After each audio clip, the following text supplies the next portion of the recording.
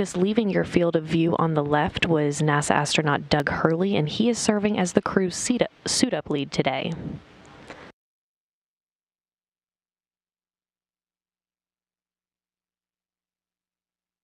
The spacewalkers will be removing existing nickel-hydrogen batteries and replacing them with new lithium-ion batteries that arrived on a Japanese cargo ship in May. The batteries store electricity for one pair of the station's solar arrays, and the swap will upgrade the station's power supply capability. The batteries will store power generated by the station's solar arrays to provide power to the microgravity laboratory when the station is not in sunlight as it circles Earth during orbital night.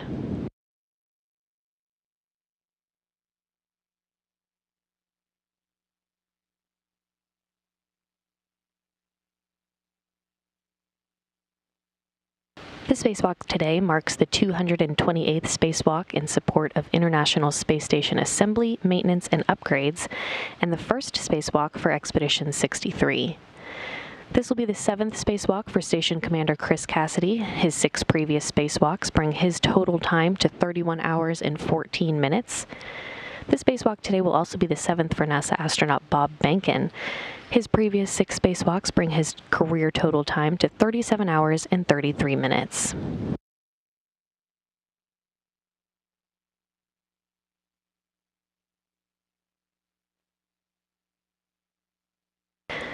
Back in the airlock, you've been looking live into the equipment lock section of the Quest airlock, where the crew is suited up, running through some final procedures before venturing out into the vacuum of space this morning.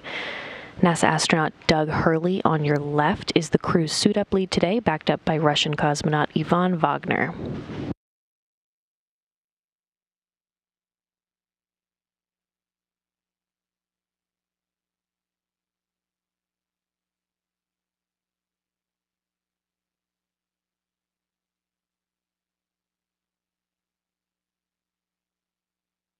You can see Chris Kässidi on the right of your screen. He is designated as EV1 today, or extravehicular crew member number 1, wearing the suit bearing the red stripes, which you can see on his legs at the bottom right side of your screen. And on your left, Bob Bенken, who is designated as EV2 today, or extravehicular crew member number 2, wearing the suit with no stripes.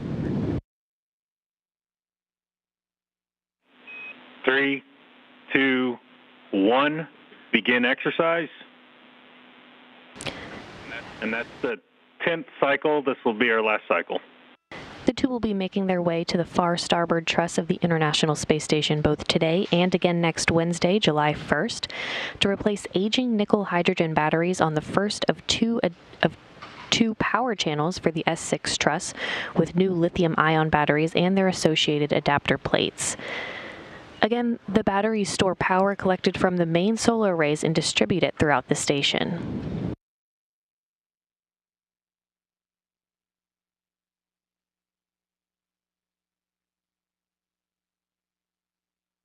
The new lithium-ion batteries that will be involved in the spacewalks today and next Wednesday, and again in the mid-July timeframe, were carried to orbit on the last of the Japanese cargo ships HTV-9 on a pallet that is currently staged at the end of the space station's robotic arm, so that the batteries and their adapter plates can be removed from the pallet that they were brought to orbit on for installation into the integrated electronics assembly on the S6 truss.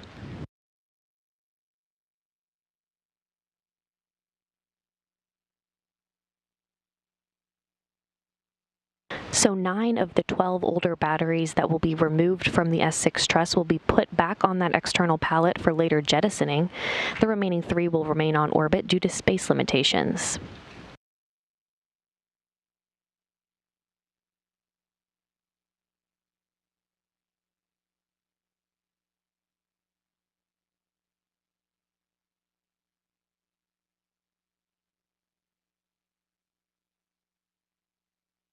These battery power upgrades began in January of 2017 with a pair of spacewalks for the starboard 4 truss power channels. They continued in March of 2019 with a pair of spacewalks for the port 4 truss power channels, and most recently continued in October of last year with 4 spacewalks to upgrade the power channels on the port 6 truss of the station. Again, today the crew is going all the way to the other end of the truss to begin work to finish these power upgrades.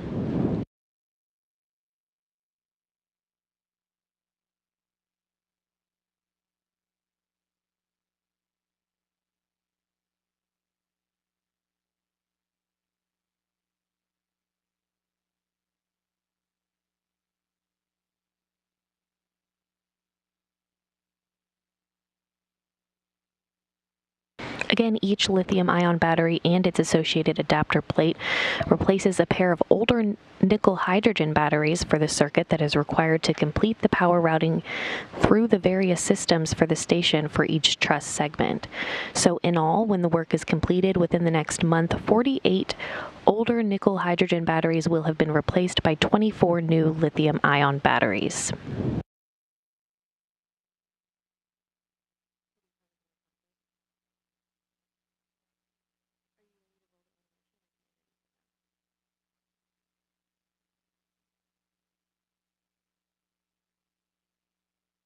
Spacewalk Officer Sandra Moore, for the series of spacewalks that we're beginning today, narrated an overview of what you'll see throughout the spacewalks today when Kässidi and Bacon venture out into the vacuum of space. Let's take a look. This EVA begins the 1 Bravo power channel upgrade. Chris, wearing the red stripe, egresses first. He sets up their tether anchors away from the airlock to enable them to go farther outboard. Then Bob, wearing the white stripe, grabs his foot restraint and follows outboard. Chris picks up his foot restraint on the Cedar cart and heads to the external pallet, or EP. The external pallet is held by the robotic arm and houses the new batteries launched from Japan on HTV-9 in May. Chris sets up his tools and prepares his worksite. Bob translates to the S6 Integrated Electronics Assembly, or IEA, which will be his main worksite throughout the EVA. The IEA houses the batteries and hardware for the 1B solar arrays and power channel. Chris will join Bob and they work together to finish setup. First, battery from slot number 1 is retrieved. The crew needs to release torque with a ratchet, then use the pistol grip tool, or PGT, to complete the release of the bolts. The large battery is removed, and the crew work together to move it over to the EP for disposal. Chris ingresses the foot restraint, and the crew work together to install the battery in empty slot X. Then the arm maneuvers to place Chris in front of the first new battery in slot A. After placing scoops to create handholds, the crew will remove the battery and translate it back to the truss and install in empty slot number 1. Throughout the EVAs, Bob will need to move his foot restraint to reach each battery. Next, the battery in slot 2 is removed and translated over to the pallet. At the EP, Chris is in a foot restraint and places the battery on his BRT, or body restraint tether. Chris will release the adapter plate launched underneath the battery. Like with the batteries, he has to use the ratchet to release the high torque and then the PGT to fully release the bolt. Chris removes the adapter plate to hand to Bob. Bob translates back to the truss to install the adapter plate in open slot 2. At the same time, Chris is putting the old battery in the slot he had just emptied for disposal.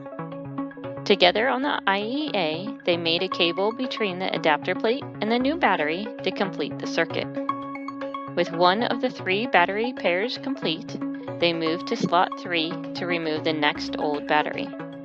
This battery will be stowed on the adapter plate in slot 2, where it is no longer needed to function. Bob and Chris return to the pallet to retrieve battery B. They repeat the steps to release the bolts, translate back to the truss, and together install an empty slot number 3. At this point, Bob and Chris begin cleanup on the first of the 2 1 Bravo battery channel EVAs. They also prepare for the next EVA, including moving foot restraints, securing tools and bags where they will be needed. Once the worksite is clean, Chris translates from the end of the S6 truss, pausing to reconfigure their safety tethers on the return to the airlock.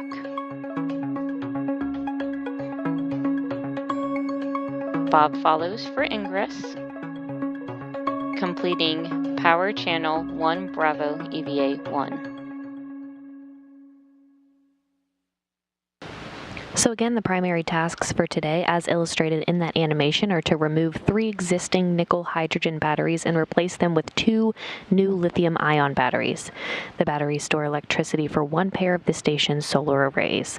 Kэssidi and Hurley will also be installing an adapter plate to complete the circuit to the new batteries and relocating the nickel-hydrogen batteries, 2 of which will be moved to an external platform for future disposal. And back in the Quest airlock, you can see the crew is starting to wrap up its spacewalk preparations, having completed a round of light exercise to purge nitrogen out of their bloodstreams, preventing decompression sickness from occurring once they step out of the airlock a short time from now.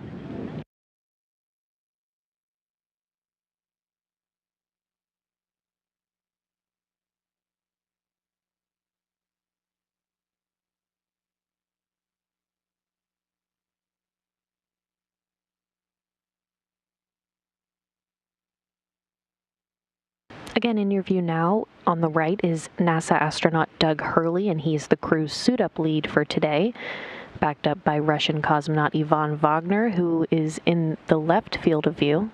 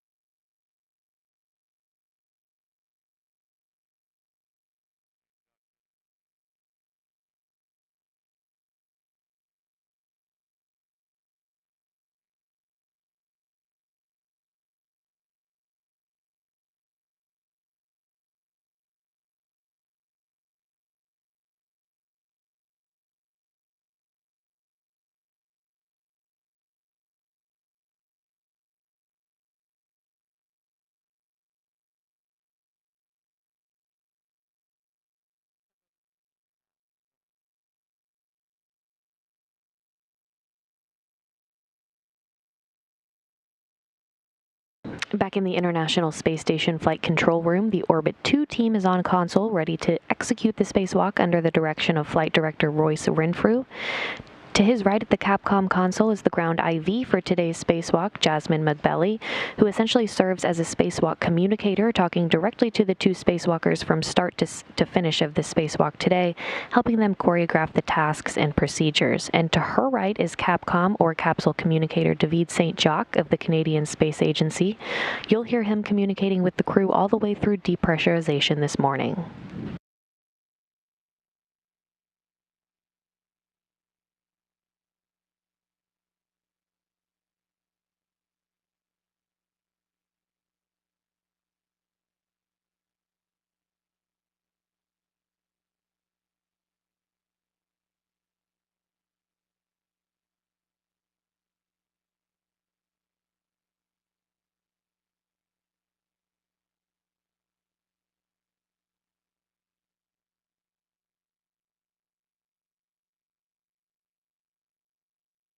Back in the equipment lock section of the Quest airlock, the crew is suited up, running through some final procedures before venturing out into the vacuum of space this morning.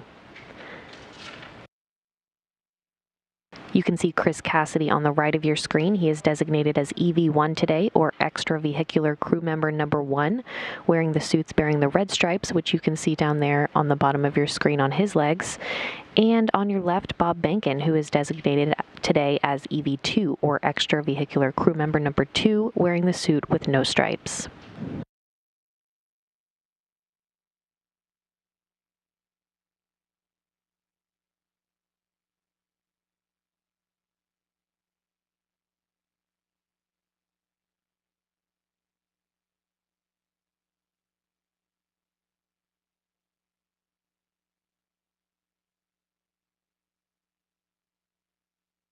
Airlock, we're pausing the in-suit pre-breathe clock at GMT 10:17.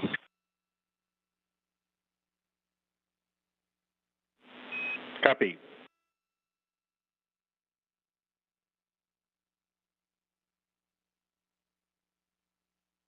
And you just heard the voice of NASA astronaut Doug Hurley. Again, he's the crew's suit-up lead for today. He's in the middle of your screen now, backed up by Russian cosmonaut Ivan Wagner toward the bottom left side of your screen.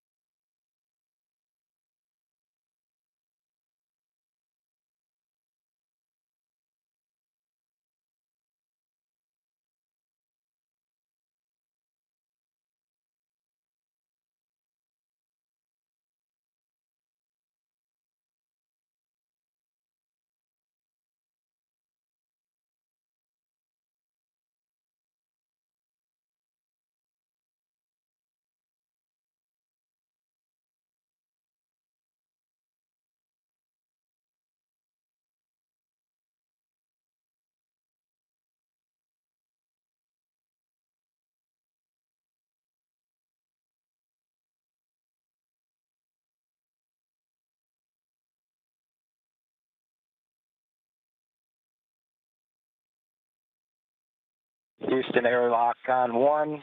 The extended MEDOX canisters are temps go to node 1, serial numbers 18 and 22, and they're both capped. Okay, copy all.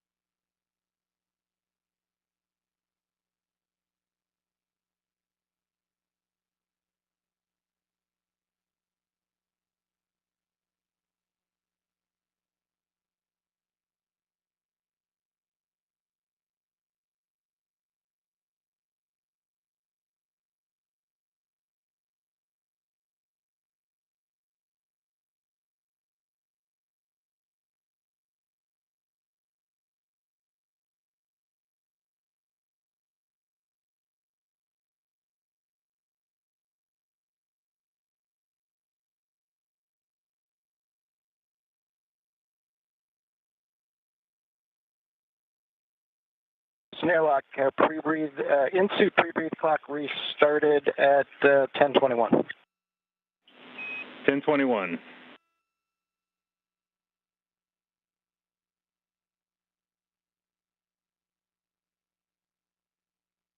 Gents, next is the manual leak check, so check your suit pressure status, please.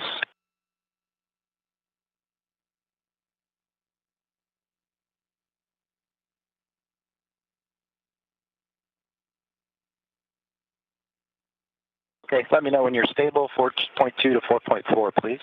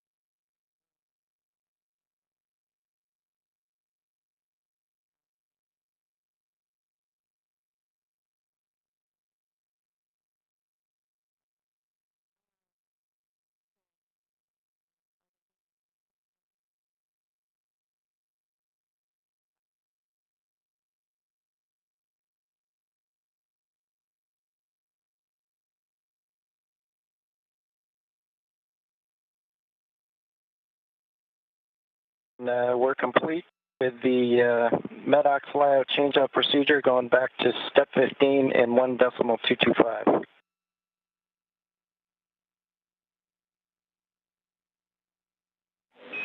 Okay, copy and concur. We'll see you back in 1.225.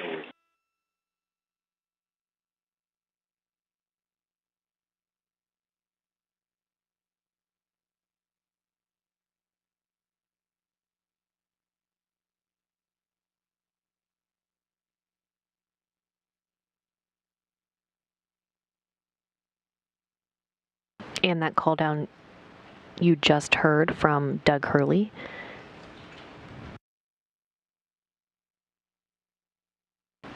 And a response from Capcom, or capsule communicator, David St. Jacques. Again, you'll hear him communicating with the crew all the way through depressurization this morning.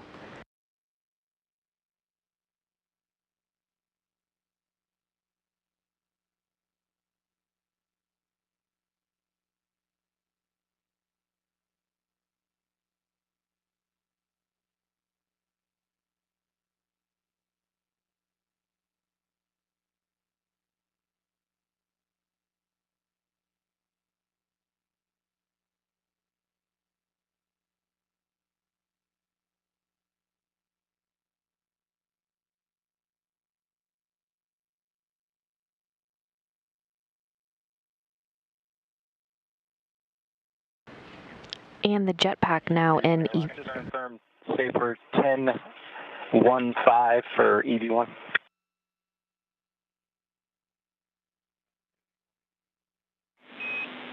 Yeah, it's affirmative.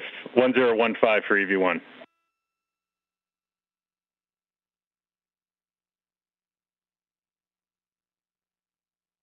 And now in Yvonne Wagner's hand is what's called a safer jetpack, while carrying the acronym SAFER for Simplified aid for EVA rescue. Spacewalkers wear these backpacks when they venture out as a precaution in the unlikely event that they would become untethered. They could propel themselves back to the safety of the International Space Station. Once those jetpacks are fixed to their spacesuits, Kэssиди and Bенкен will be moved through the hatchway you see at the top of your screen now into the crew lock section. The hatch will then be closed behind them, and the final preparations for depressurization of the crew lock will begin from 14.7 pounds per square inch all the way down to vacuum, which will be the final step before the crew conducts final communications and suit checks with the flight control team here in Houston.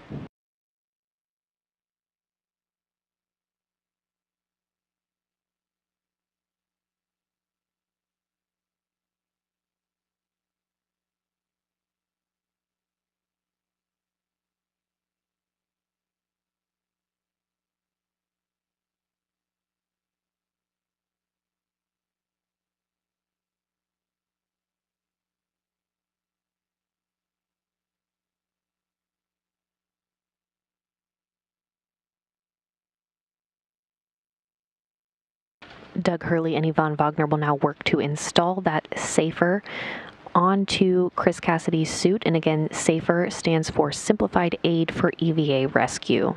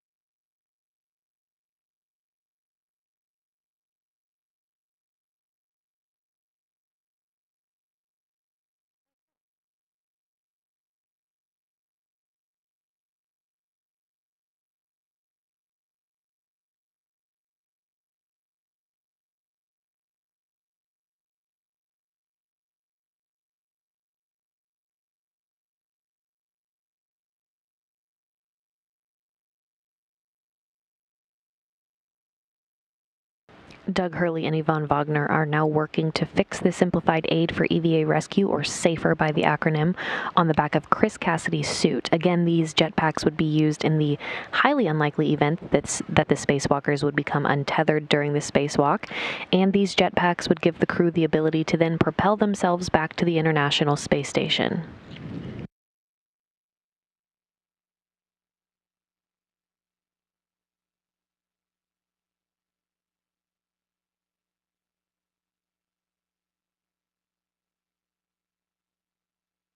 And these space suits, the extravehicular mobility units, or EMUs, are the suits you see Kæssidi and Bенкен in now. These suits essentially serve as an independent life support system, providing environmental protection, mobility, and communications for the crew members during their spacewalk.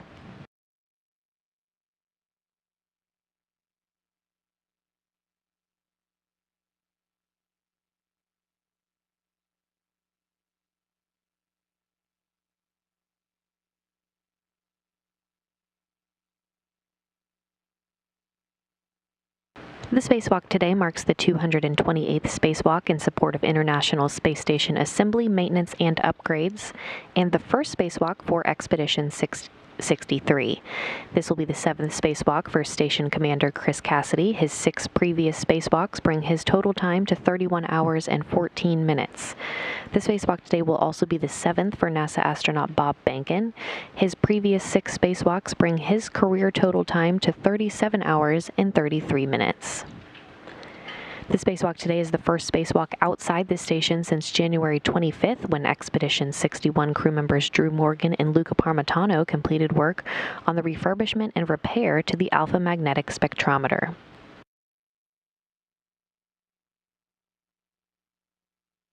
The primary tasks for these spacewalkers today are to remove 3 existing nickel-hydrogen batteries and replace them with 2 new lithium-ion batteries. The batteries store electricity for 1 pair of the station's solar arrays. Kэssidi and Hurley will also be installing an adapter plate to complete the circuit to the new batteries and relocating the nickel-hydrogen batteries, 2 of which will be moved to an external platform for future disposal.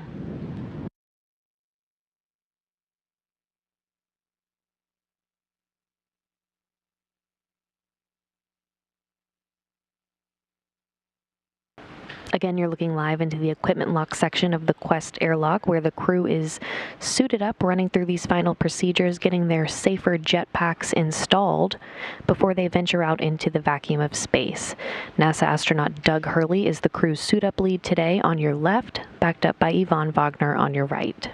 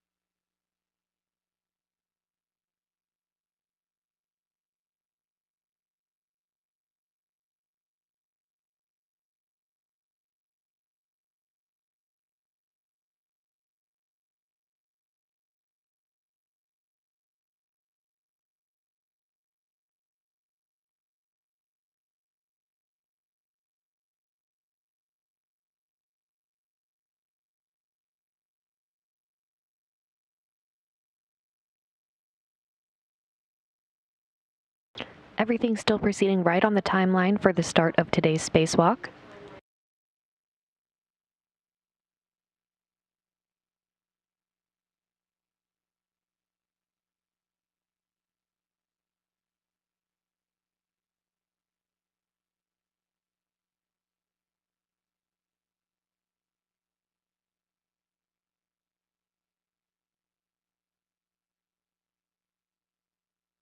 Doug Hurley and Yvonne Wagner now working to install Bob Benken's safer jetpack on the back of his suit.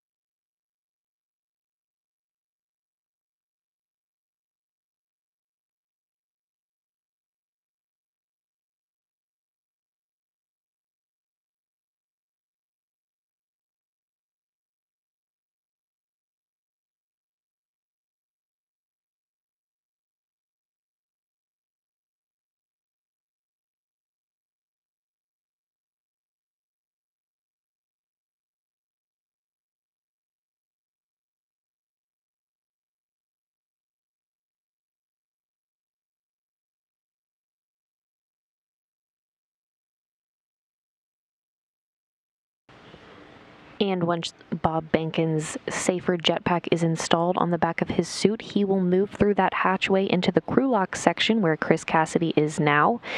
And then depressurization will be done in a two-stage fashion. First, they'll take the crew lock down to 5 pounds per square inch of pressure. They'll pause to do a system check, and then they'll resume the depressurization all the way down to vacuum. Once it reaches vacuum, the two spacewalkers, Chris Kässidi and Bob Benken, will conduct suit checks and communications checks with Mission Control Houston before they place their suits on internal battery power, which will mark the official start of today's spacewalk.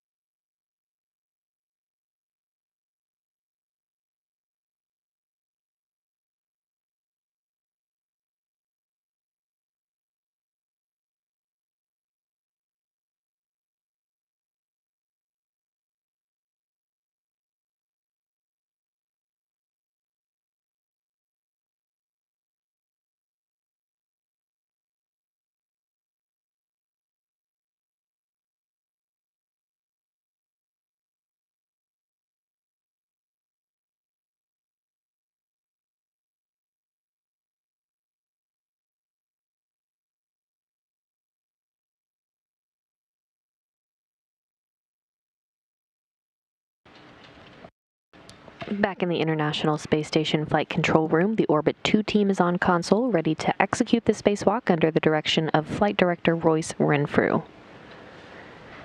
To his right at the Capcom console is the ground IV for today's spacewalk, Jasmine McBelly, who serves as a spacewalk communicator, talking directly to the two spacewalkers from start to finish of the spacewalk today, helping them choreograph the tasks and procedures.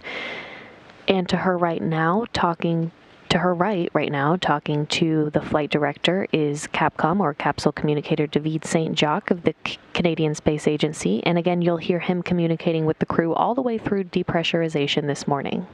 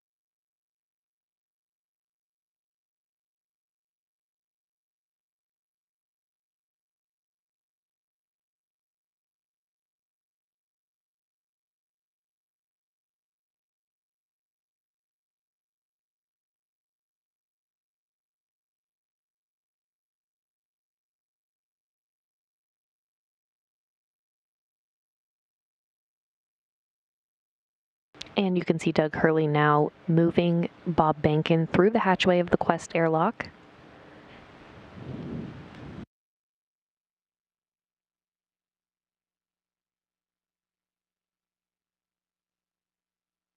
With Kässidi and Benken completely through the hatchway now, into the crew lock section of the Quest airlock, the hatch will be closed.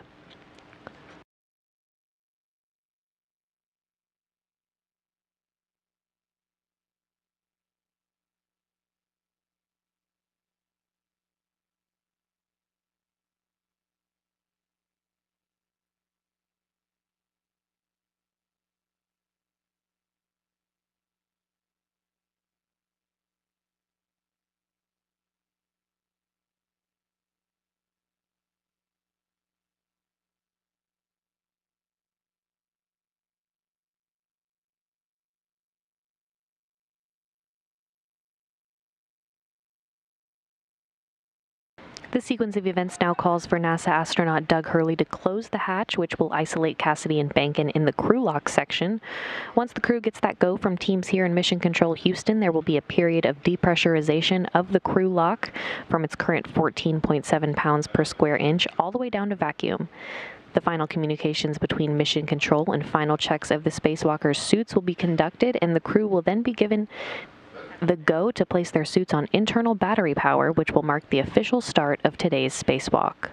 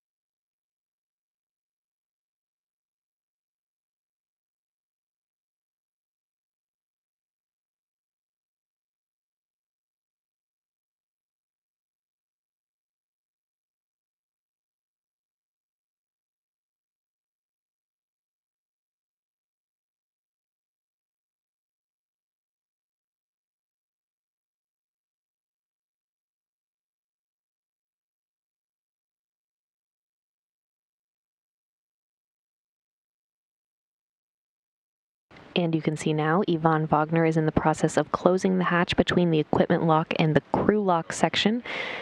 Kässidi and Benken will now be isolated before their final minutes of preparations before they begin the 228th spacewalk in support of International Space Station assembly and maintenance.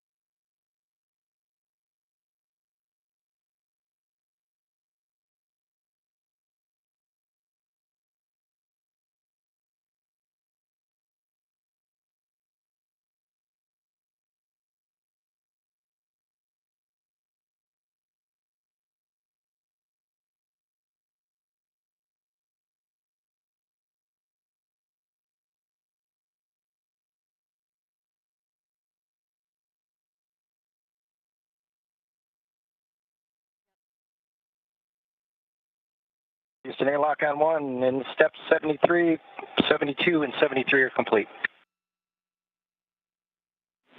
Okay. Houston copies.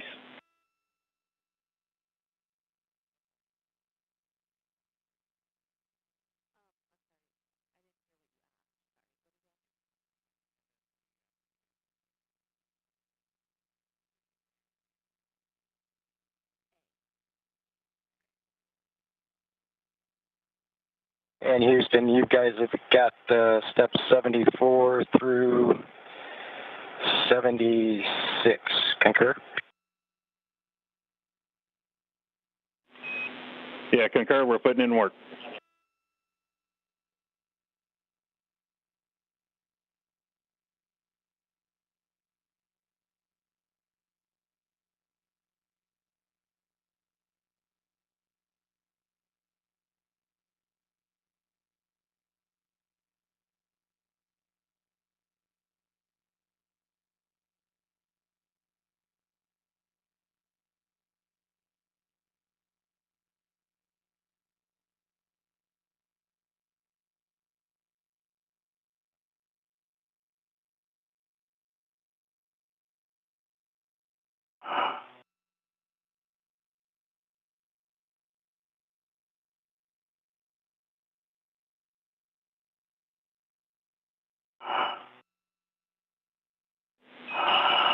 Okay. For EV1, EV2, and airlock, you guys are hot mic'd on Space to Ground 1. EV1 copies. EV2 copies.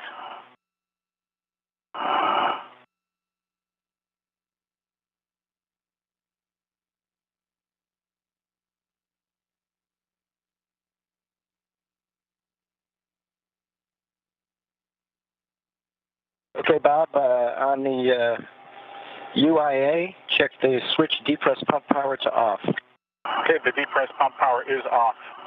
Check the depress pump enable LED on. It's on. Houston, your go in step 80.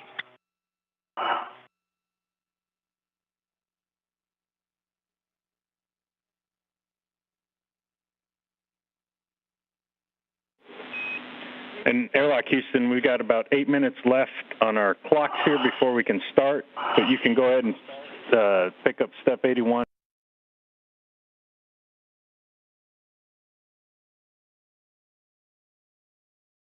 Copy, 8 minutes.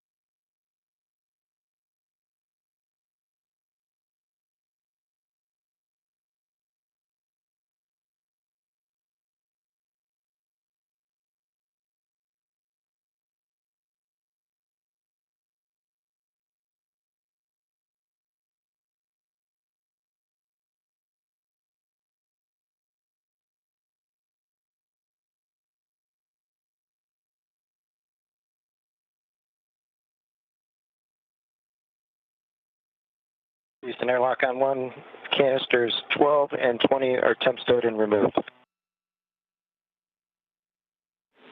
Okay, copy that. Good numbers.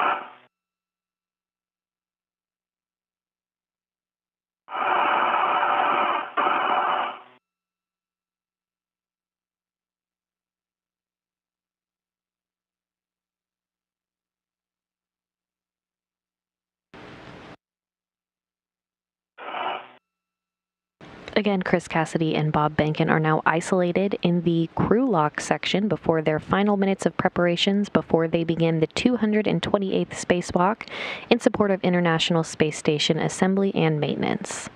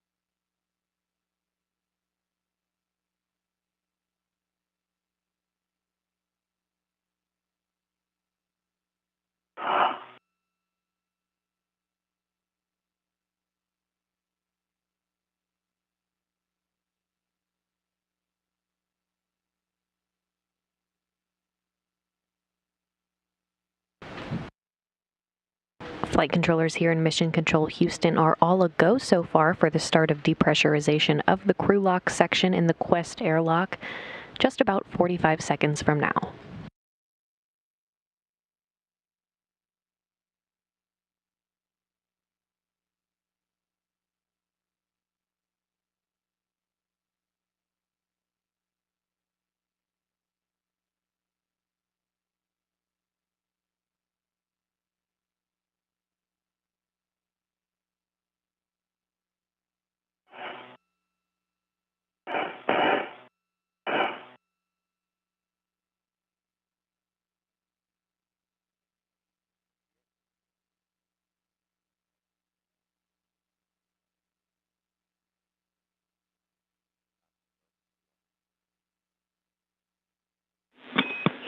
Airlock Houston on Space to Ground 1.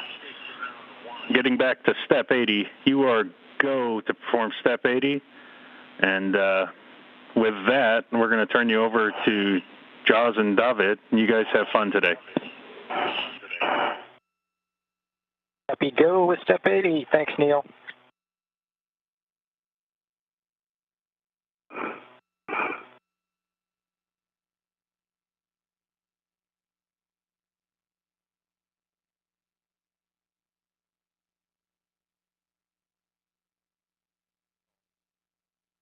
Okay, Bob, we're ready with the crew lock depress. We're going to take the depress pump power switch to on, and then wait 10 seconds, and open the depress pump manual isolation valve. How copy? Loud and clear. Just I'll call depress pump power on, and then you tell me 10 seconds. I'll move the valve.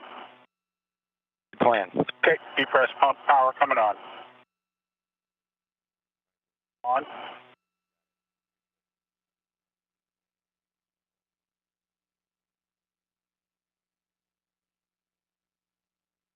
There's 10 seconds. Depress pump manual ISO to open. Expect an alert tone and monitor your suit gauge less than 5.5 psi. Copy. Valve is open.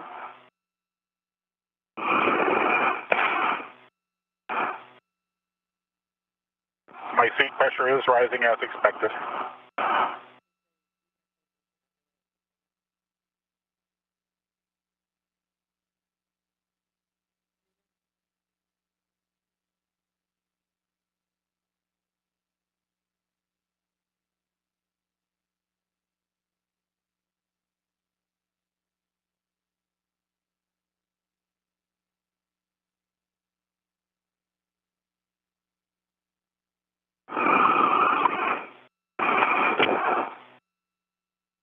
Okay, when crew lock's at 6, expect an alert tone.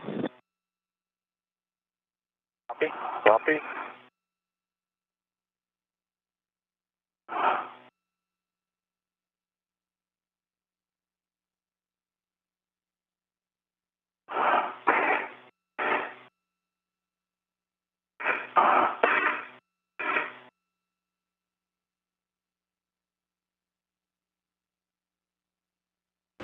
Depressurization of the crew lock section of Quest was officially underway at 6 a.m. Central Time.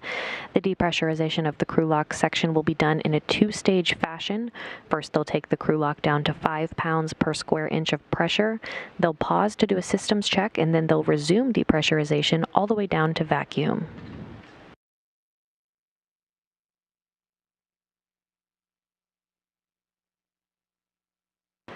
Once it reaches vacuum, the two spacewalkers will conduct suit checks, communications checks with Mission Control here in Houston before they place their suits on internal battery power to officially mark the start of today's spacewalk.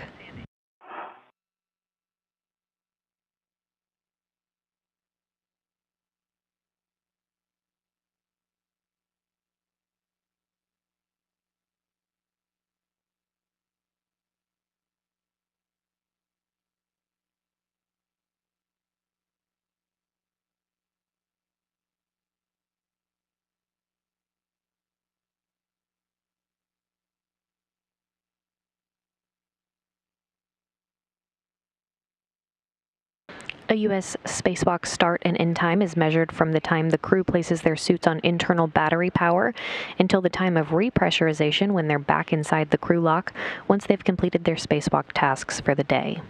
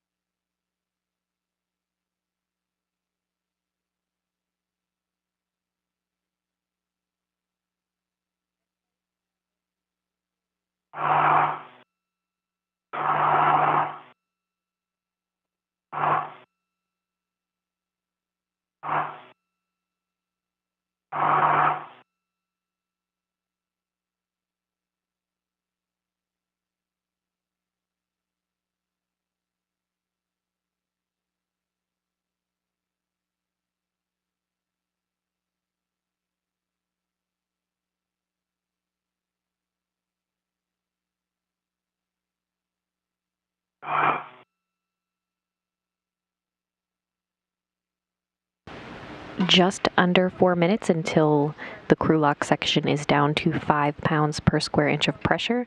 Again, they'll pause to do a systems check, and then they'll resume depressurization all the way down to vacuum.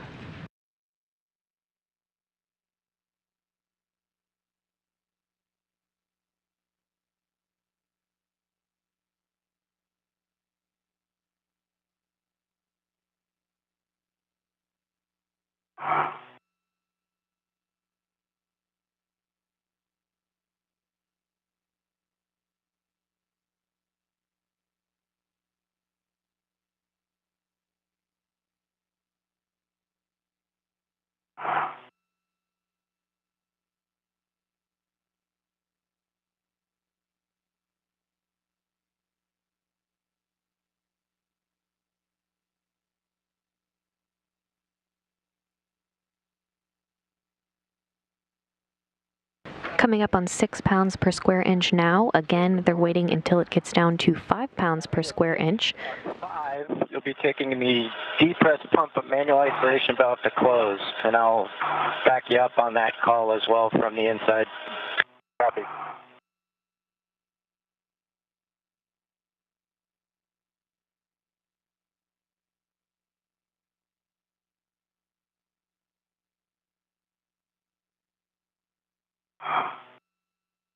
There's my tone at 6, as expected, a little behind, behind you. 0.3 like it was before. Yep. Copy.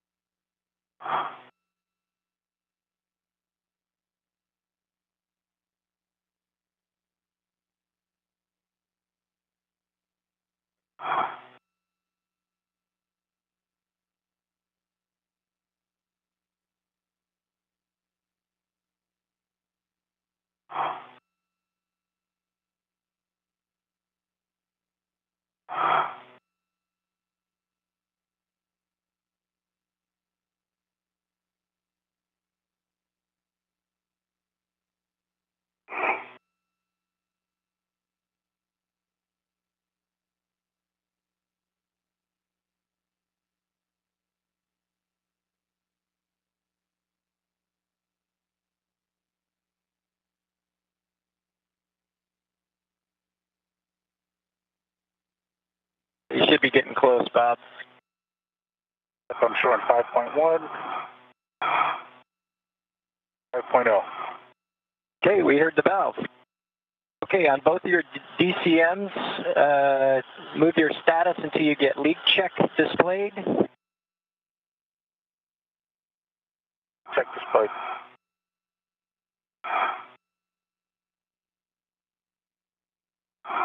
EV1 leak check displayed as well. Copy. Check your O2 actuators to EVA. That's a check.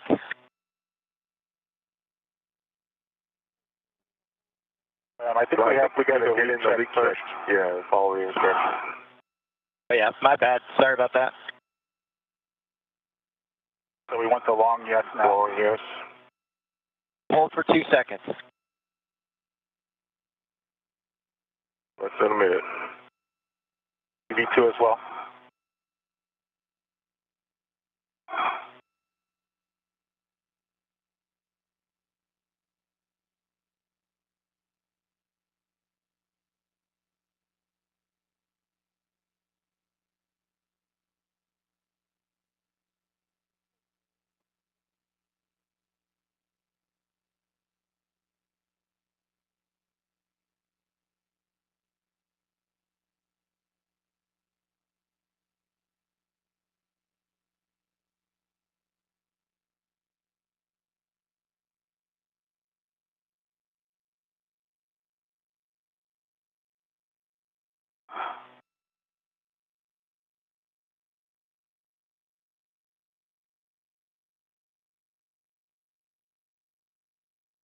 EV1 leak check complete. EV2 leak check complete. Copy EV1 and EV2. Check your O2 actuators are in EVA. One there now, EV1.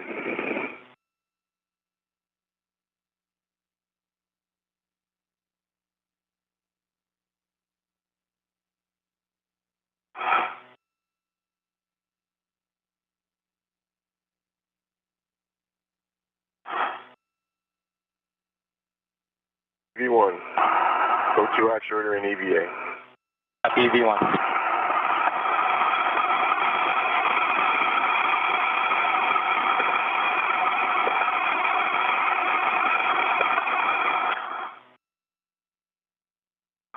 EV2 is an EVA. Copy EV2 and EVA. Okay, next step for you, Bob. Depress pump manual ISO valve to open. Expect an alert tone. Depress pump manual isolation valve coming open.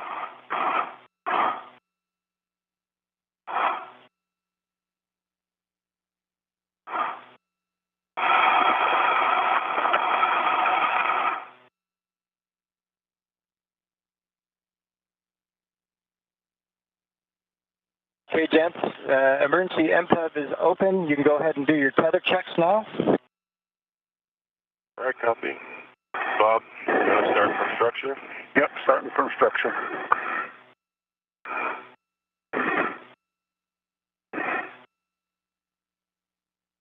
Okay, I've got the airlock waist tether closed and locked on the airlock D-ring extender.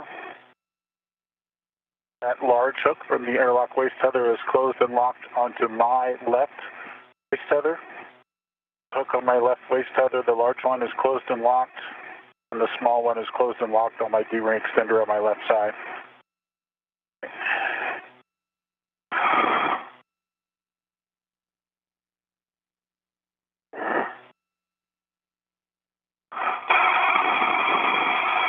My red hook is closed and locked onto my D-ring extender.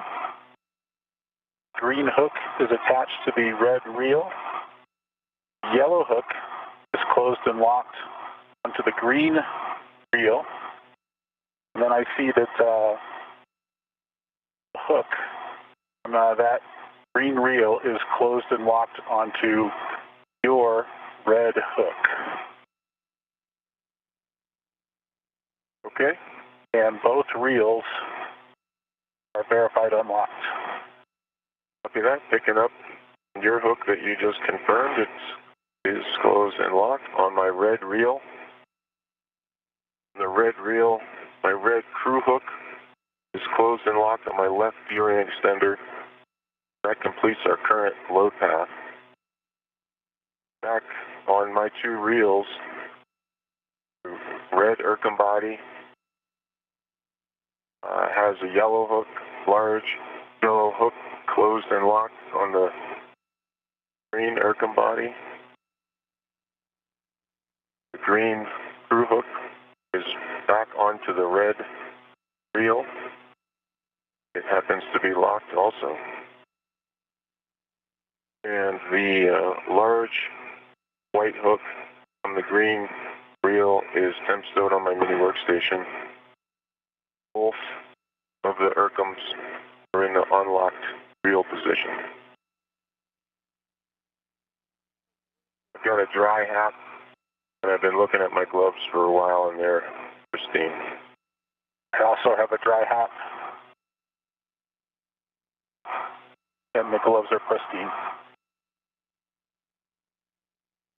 Copy all.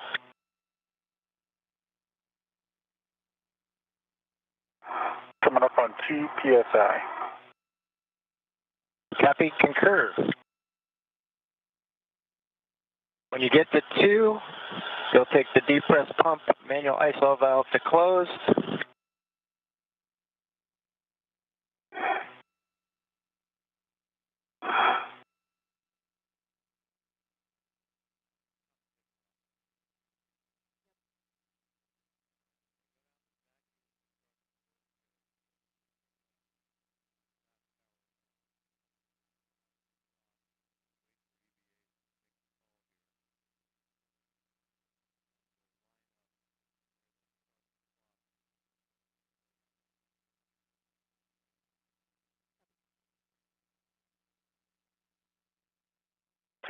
Coming closed.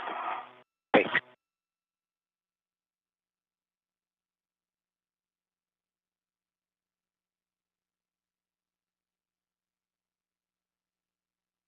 And once you get it closed, take the depress pump power switch on the UIA to off. Depressed pump power is off. Okay, we talked about tethers. When the crew lock DPDT gets to about 0, expect an alert tone.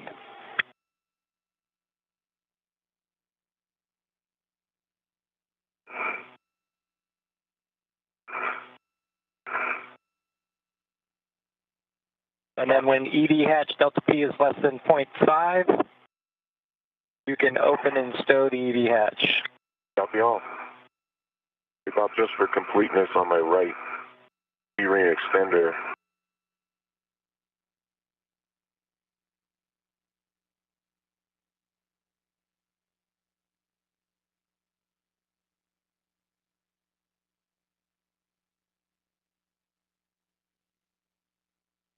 And we're in a quick handover between satellites right now, but we should be regaining those communications here shortly.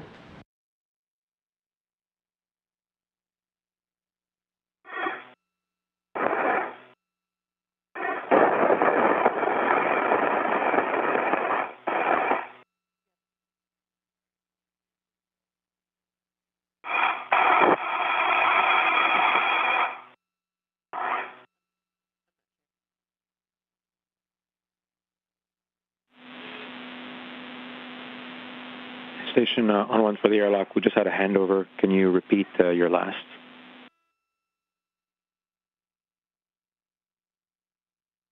Hello, Debbie. I was just completing the final tether hook check, and that was on my right D-ring extender. I have a closed and locked small hook to my waist tether, and my waist tether big hook is 10 stone on my mini workstation. Okay. Copy all. Good config. Thanks.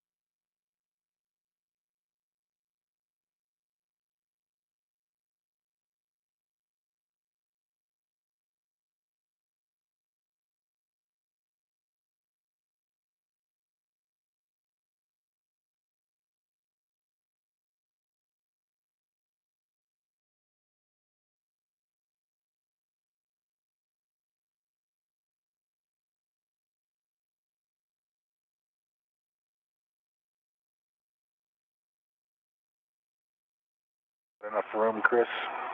I think so.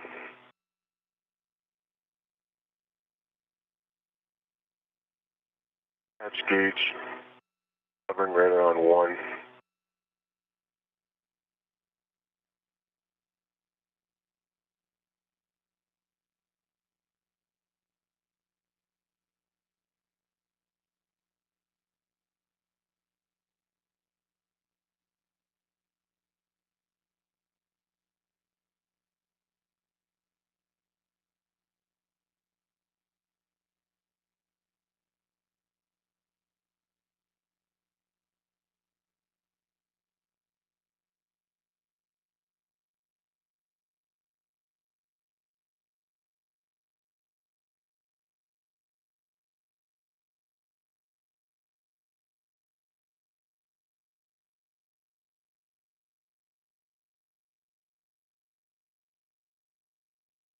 Is my SCU interfering with your crew lock bag area?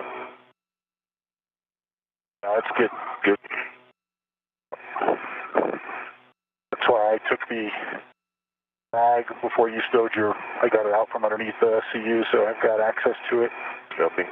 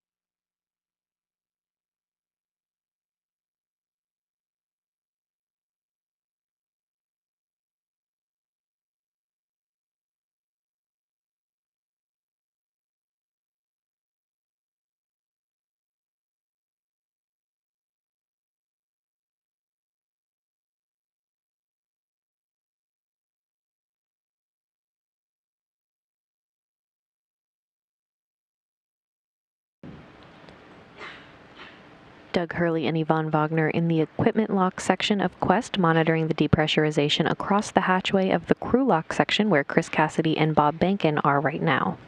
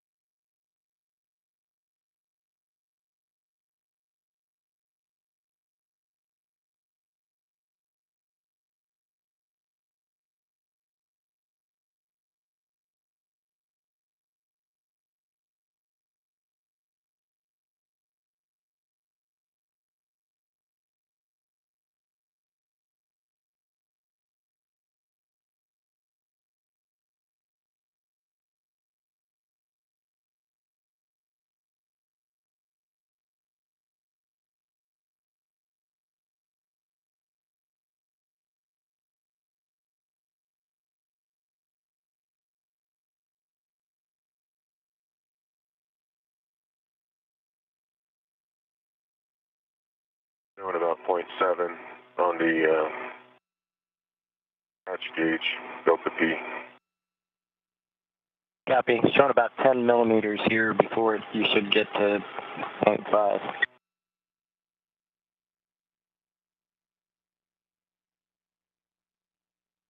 It is slow, as you briefed.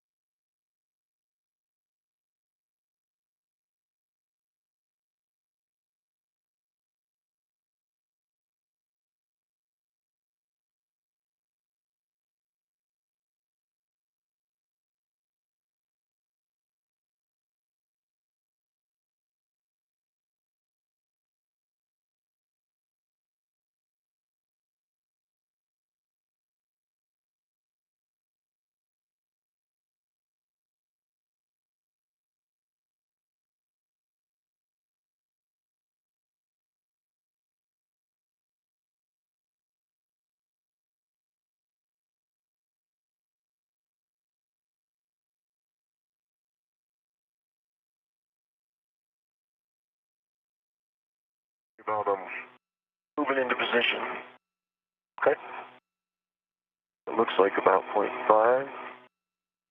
A better angle. Yep. All right. Doug, I'm going for the hatch. Copy.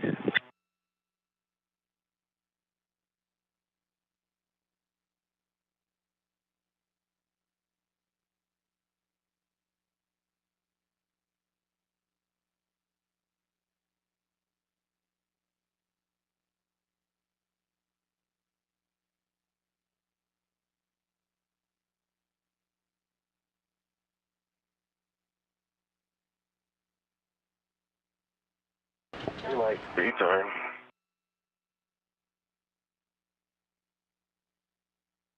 Okay, the emergency MPEV is closed, and with that, Jaws, we're handing it over to you. Good luck, guys. Have fun. Thanks a lot.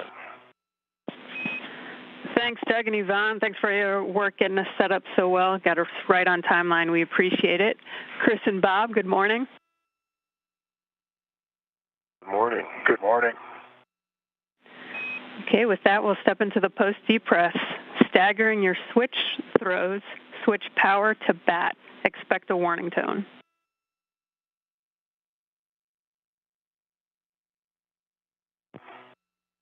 V1 power bat.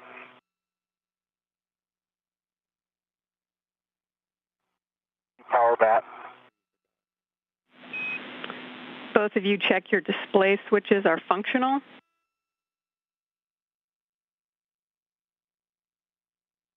EV1 display functional. No bite light. EV2 display functional, no bite light. Bob, on the UIA, you'll switch power EV1 and 2 to off. EV1 and EV2 power are off. Okay, you'll check the 4 LEDs, power EV1 and 2 are off. Verified off.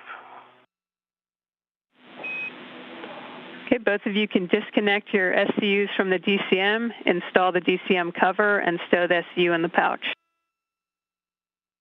Good work.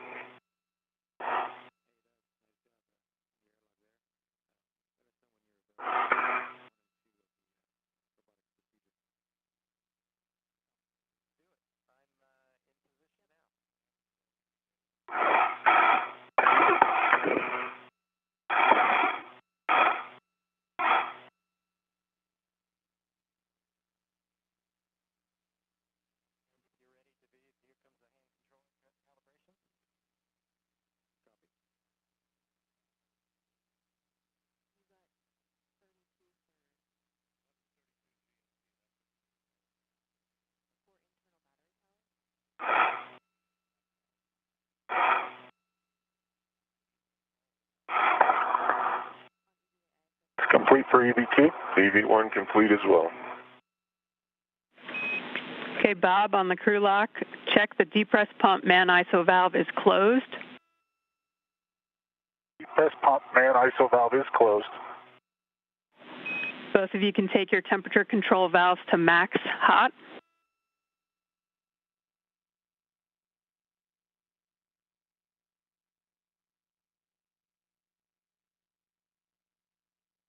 Max hot EV1. Max hot EV2. It's going down, Bob. You can both switch water on. Water on EV1. Chris Kэssidi and Bob Bенken have officially placed their suits on internal battery power, marking the official start of today's spacewalk at 6:32 a.m. Central Time. This will be the first in a series of spacewalks to complete the upgrades to the Starboard 6 truss power system on the International Space Station.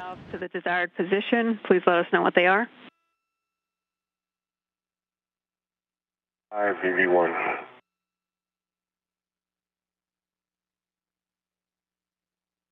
And EV2 set to 5 as well. Copy. Check your suit pressure gauges and report. 4.3 EV1. 4.3 to EV2.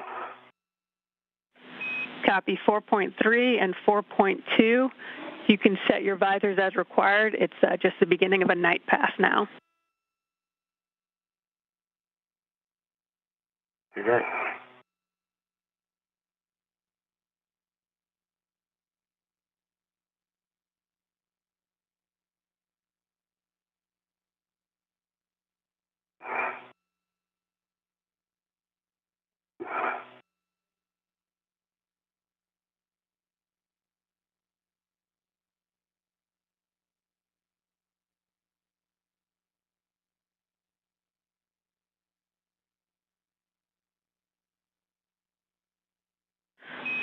Okay, with that, Chris, if the thermal cover isn't open, you're good to open it and egress the airlock with your medium ORU bag. Thermal cover is open.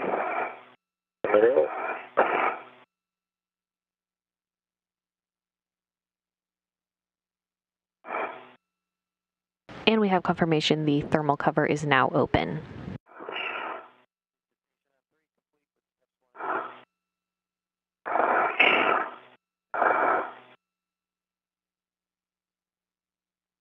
Looks good.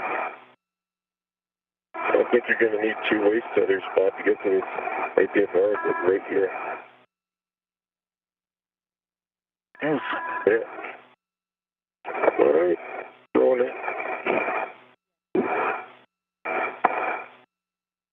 Throwing it And you can see on the right side of your screen, Chris Kэssidi is now coming outside the hatch. Your wrist there. Yeah, how's that happen? Kэssidi will be the first out of the hatch this morning, followed by Bob Bенken. Again, Kэssidi as EV1 in the suit bearing the red stripes, and Bенken EV2 in the suit bearing no stripes. Once the crew gets outside to their respective work sites, we'll begin getting helmet camera views. Another way to distinguish the spacewalkers will be through those helmet camera numbers. Kэssidi will have helmet camera number 18, and Bенken will have helmet camera number 20. Did you catch if it was starboard or port? Or sorry, was it your left or right wrist mirror? Here's my left wrist mirror. Straight station nadir. Copy, left wrist mirror, station nadir. All right, Bob, moving out. My manual isolation valve is down, and my zipper deploy handle is down. So.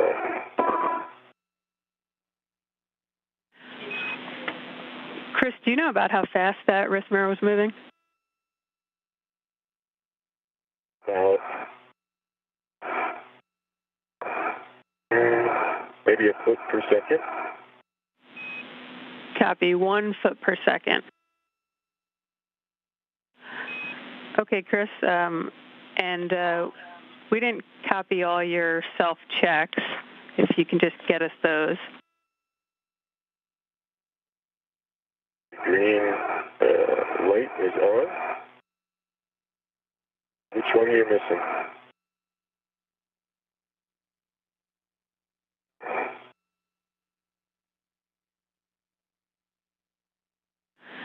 Jaws, which step you missing? And Chris, we didn't copy both your safer handles. Can you just confirm your safer handles are both down? That's affirmative. The deploy handle is down, and the manual isolation valve. I'm at 3410 right now. Okay, firm 3410. Down Bob spare lead. And Charles, I have a go to egress the airlock. Okay, firm Bob, you have a go to egress. And you'll be bringing the crew lock bag with you, and that'll be going to the airlock with 11. I have the crew lock bag with me. And Bob Bенken now making his way into the vacuum of space. Arrived at the APFR. Copy, Bob, and we'll take self-checks from you as well when able. Jaws, was there anything else you missed on the steering on the self-check? We'll want the tab once you get to the safety tether location. Okay. And for I'm on phase 1, moving starboard. I can verify my right safer handle is down.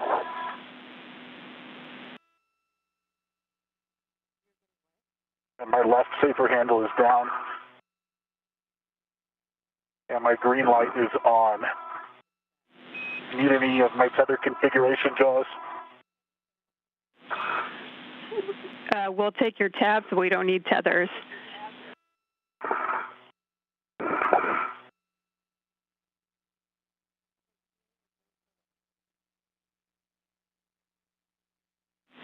And I have my left tab is down. Copy. My left tab is up.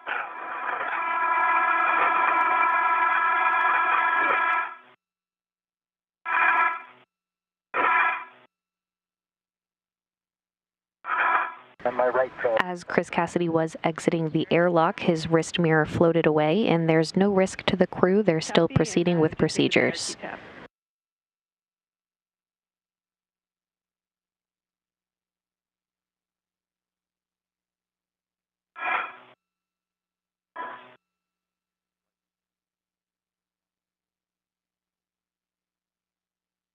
The RT tab is up as well. Copy. Good check, Bob. Right, the first. Nothing the first seat occurred. Copy. And I have a caution for both of you. Avoid contact with deployed TUS cable, Zenith and Nader cedar rails. How copy? Copy EV1. Copy EV2. Okay, Bob, you'll be bundling the crew lock bag to that APFR and airlock with 11. And Chris, let me know when you get to the outboard SETA card, and I can give you the handrail numbers. Okay, copy, Jess.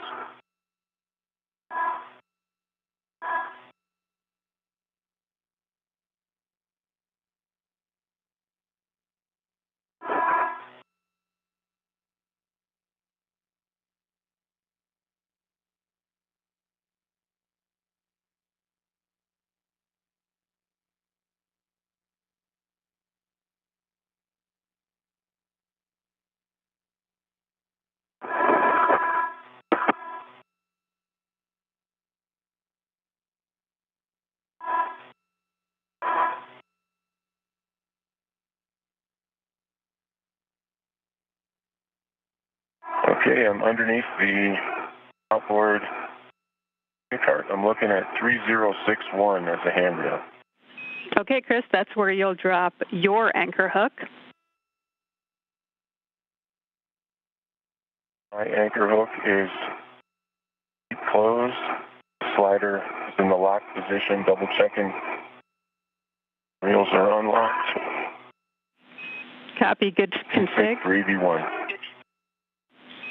And just beside that, you'll see handrail 3060. You'll attach Bob's anchor hook there. Copy all.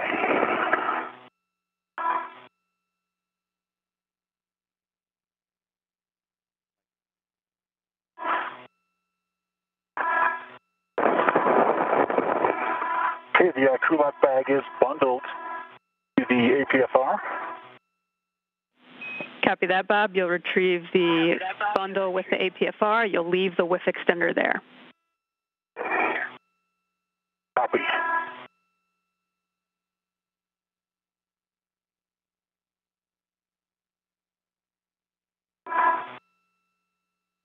Okay, I'm tethered Bob's hook. Breaking packs up.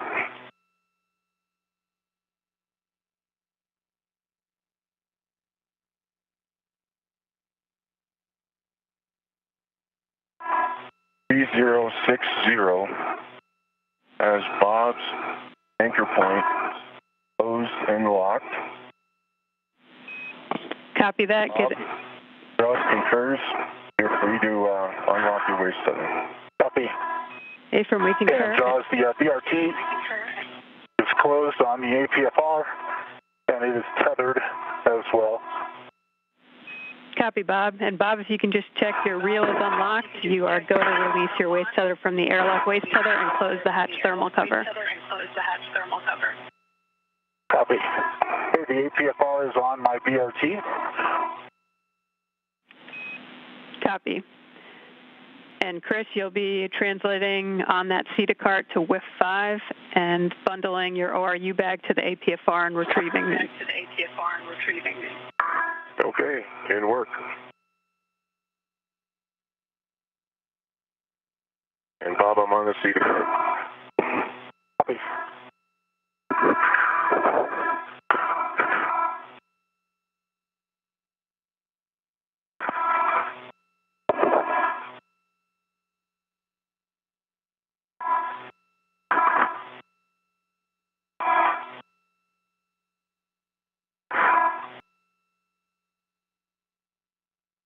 Reels are verified unlocked, Jaws. Copy, Bob.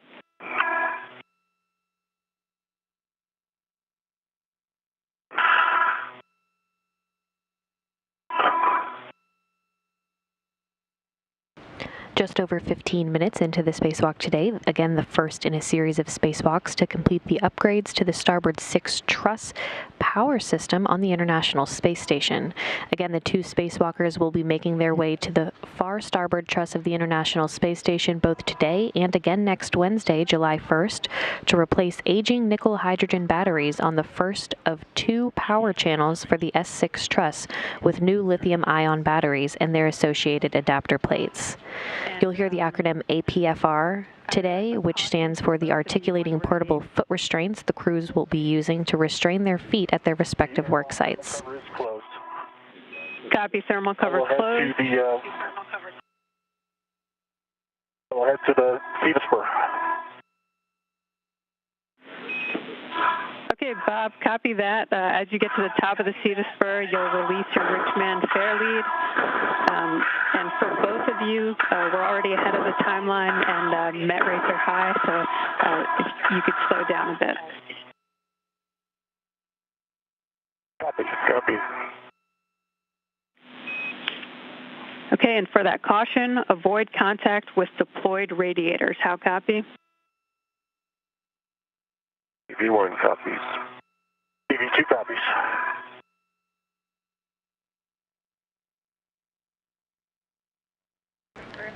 And we're getting helmet camera views. Of course, this one number 18 from Chris Kэssиди. I'll have you check your gauntlets in place and check your 3 tabs as well, please. Okay, you bet. Now's a great time. So both gauntlets are in place and tab checking in work. Copy. First order of business for Chris Kэssиди this morning will be to set up their tether anchors away from the airlock to enable them to go farther outboard. Kэssиди will then head to the external pallet, or EP. The external pallet is held by the robotic arm and houses the new batteries launched from Japan on HTV-9 in May. BRT tab up and 2 mini workstation tabs are also up. All 3 tabs up. Copy, Chris. Good config. With that, you can translate to handrail 2004 just past S6 when you get to S6. 2004, copy that. Another acronym you'll hear throughout the day is BRT, which stands for Body Restraint Tether.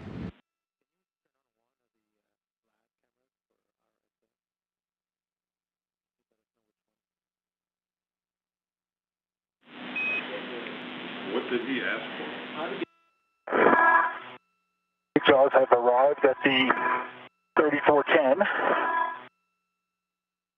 We'll release just the Richmond fair lead and leave the adjustable here. Affirm, Bob. It's complete.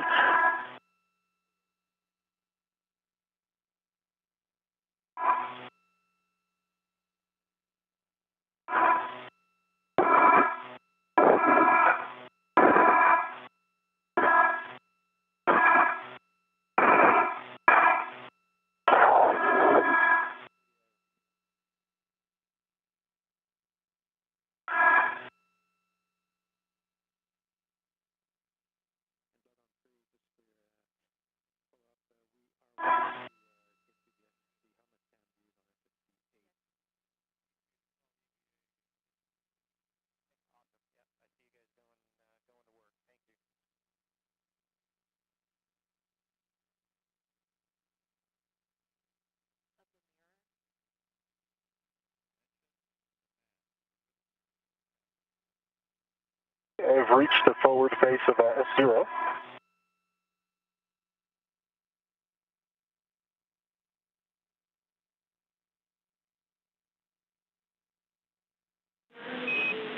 Copy, Bob.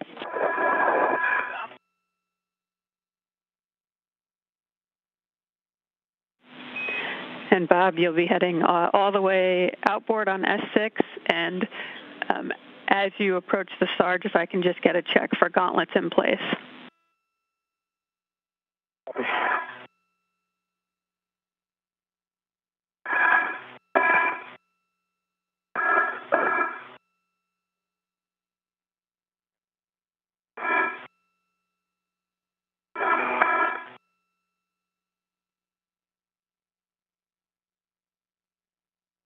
PFR is a little sticky.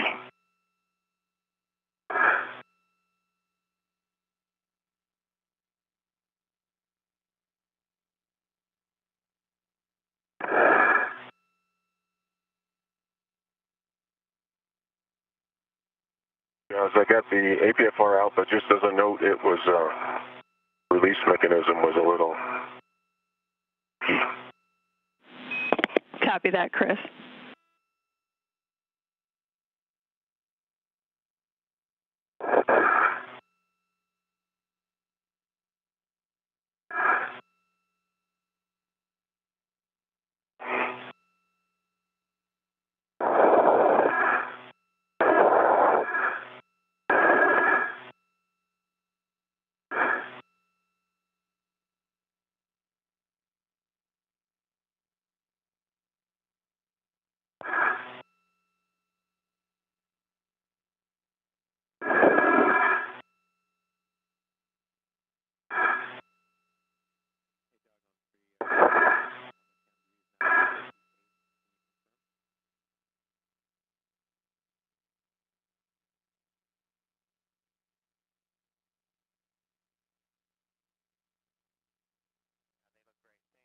All right. Moving out from Cedar Cart and heading outward. Bob, where are you at? I am at the Cedar Cart. Copy that.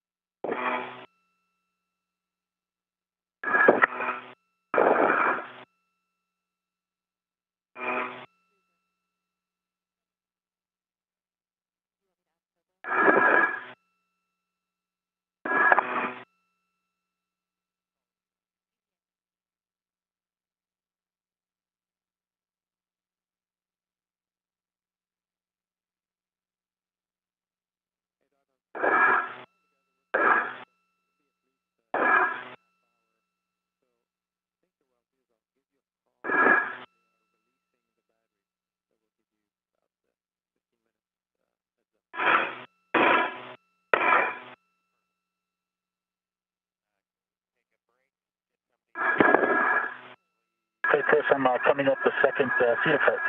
Copy that.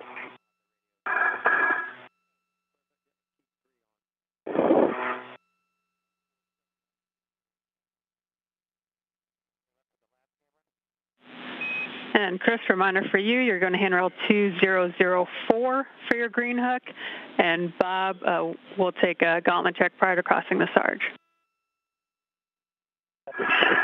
004.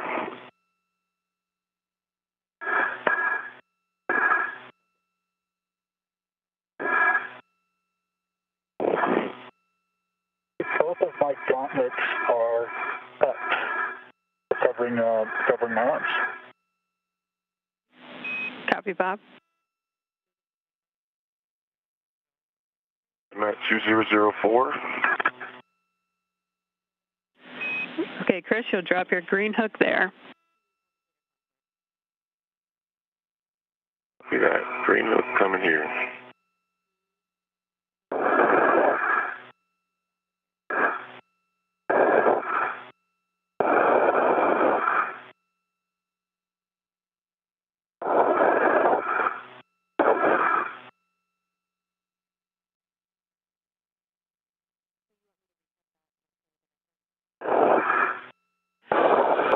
And just a heads up for both of you, once you install your APFR, we're going to take a break for a couple minutes.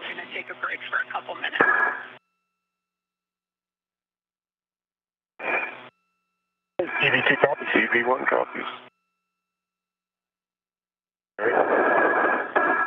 Green hook is mode, and it's also locked on 2004. Copy, your green hook's down at 2004, Chris. You'll be installing the APFR into WIF 4 with a clocking of 6. 4 clocking 6.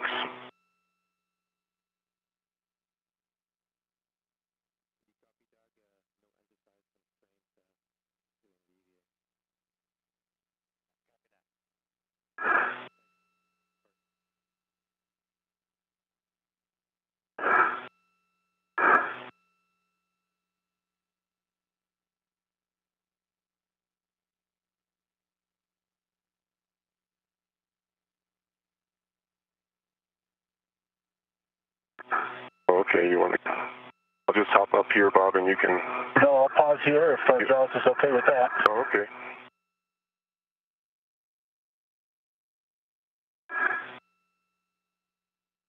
Jaws, Bob's right here next to me. I'm going to put this APFR in. Okay, copy.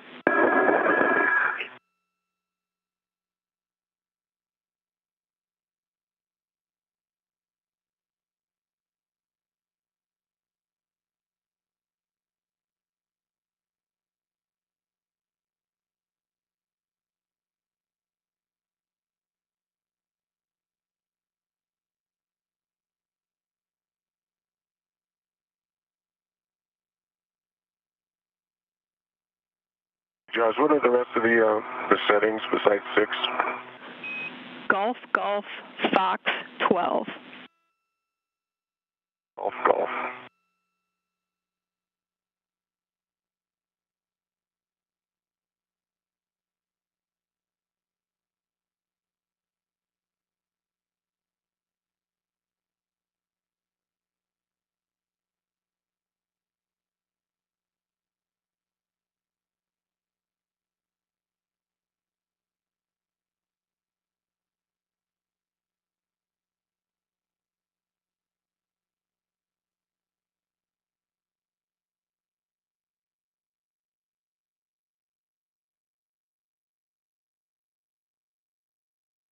Okay, the black lines are lined up. It has this is a strong wiggle test. Clocking is at 6. 12's on the double line side. And I'll clean up the Fox 12 here in a second. Copy.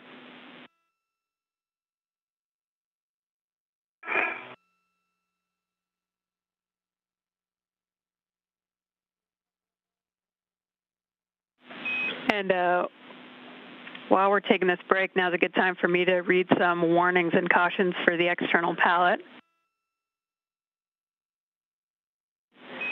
The EP wheels are no touch for pinch points. The EP PVGF grapple shafts and curvic coupling teeth are no touch. Translate only on handrails. Do not impart loads into any ORU on the EP. No sudden movements on the pallet. Maintain less than 0.45 foot per second translation speed. Wait until pallet motion dampens out before imparting any loads. How copy? One copy. TV2 copies. Tom is a little garbled. Me at this. Do you hear the same thing, Bob? No, the combo's okay for me.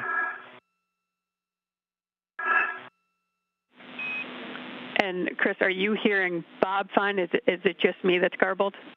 No, it was just you in that last transmission. Now you're fine. Okay, great.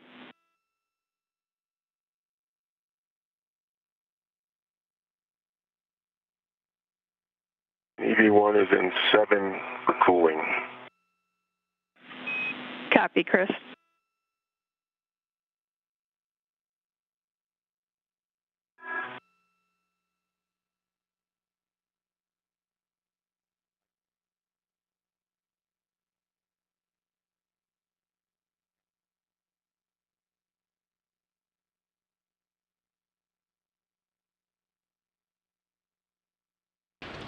Now 30 minutes into today's spacewalk, recapping the milestones so far, Chris Kэssиди and Bob Bенкен placed their suits on internal battery power, marking the official start of today's spacewalk at 6:32 a.m. Central Time. Chris Kэssidi's mirror on his left wrist became detached on his way out of the hatch, and there was no risk to the crew.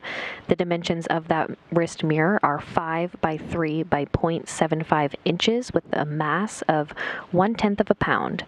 Chris Kэssidi and Bob Bенken are now headed to their respective work sites to begin prep activities.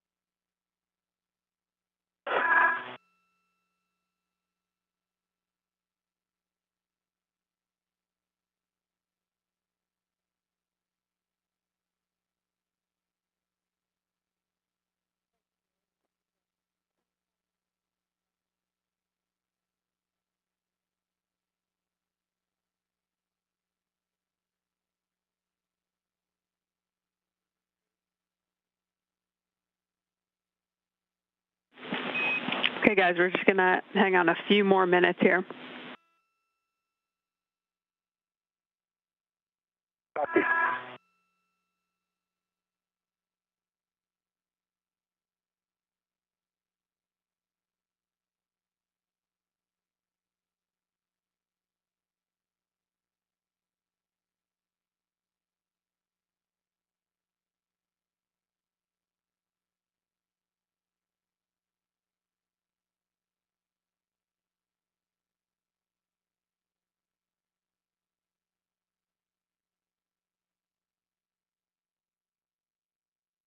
Again, we'll continue to get these helmet camera views. This one now, number 20 from Bob Bенken. Bob, in about 6 minutes when the sun comes up, you should be able to get some good pictures of your ride. We hope to let the fish that camera out here. Maybe get some on the way over to the IEA, Chris? Yeah, that's what I was thinking when I'm getting the bagel organized up there.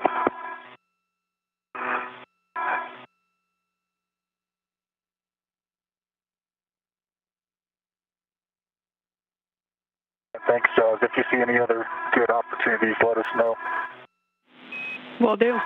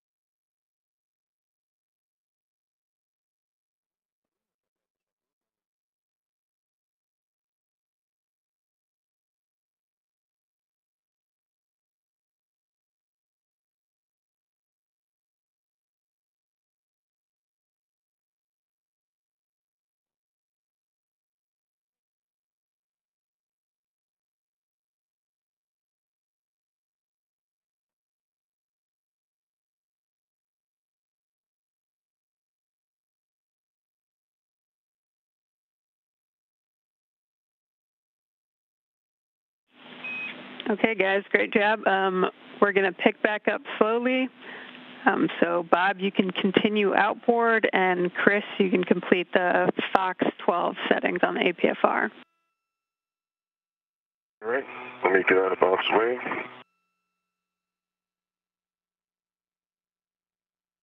One high, Bob, you can go under. Okay.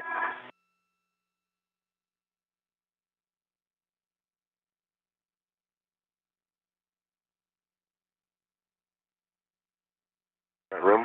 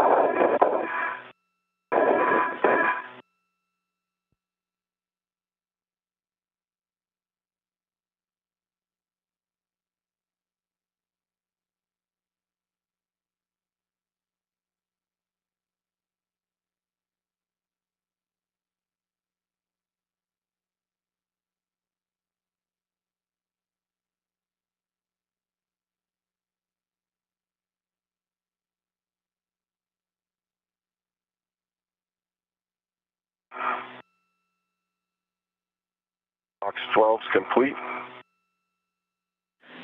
Copy, Chris. And can you just confirm the pitch knob has popped out? It is. I'll put another set of eyes on it. Just confirmed, popped out in the locked position. Copy. Thanks, Chris. You can retrieve your RU bag from the APFR, and you have a go to translate onto the external pallet. All right, copy that. Bob, for you, as you get outboard, you're looking for handrail 2076 or 2075, your preference for your green hook. Copy 2076 or 2075. Good words.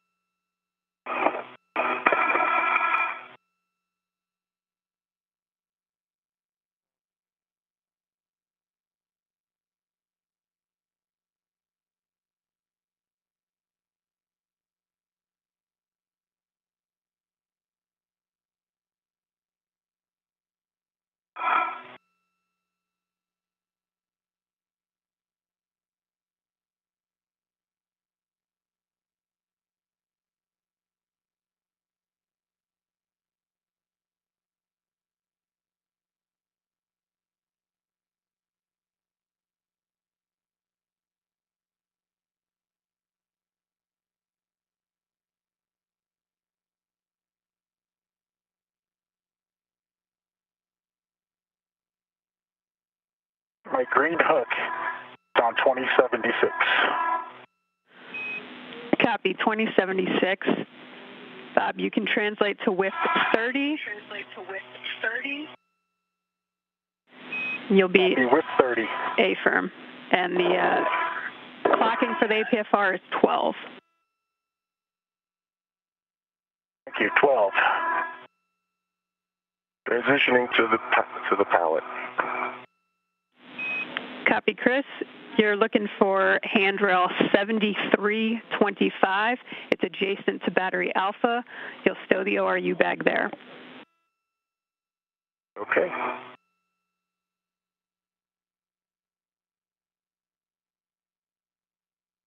$73.25.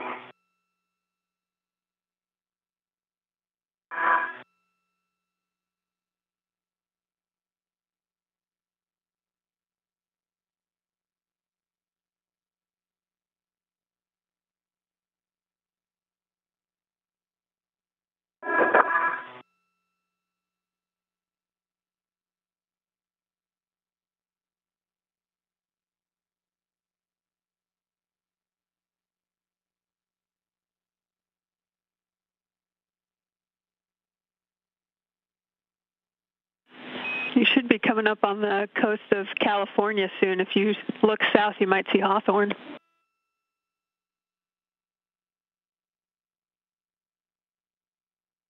Cool.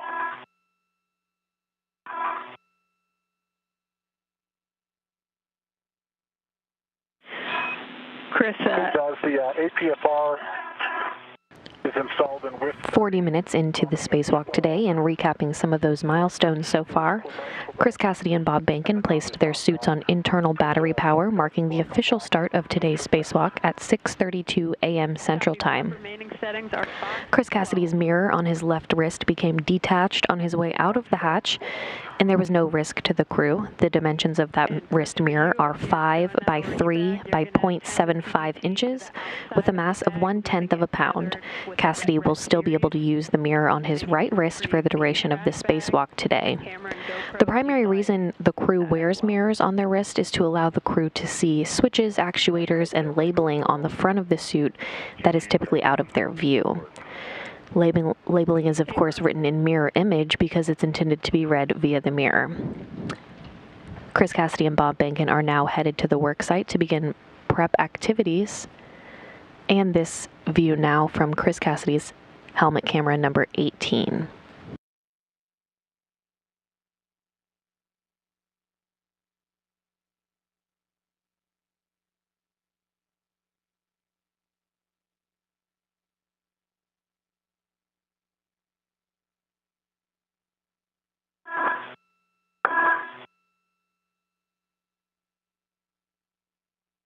Foxtrot 12 is set on the APFR. Copy, Bob. You can grab your crew lock bag from the APFR and head up towards the radiator side.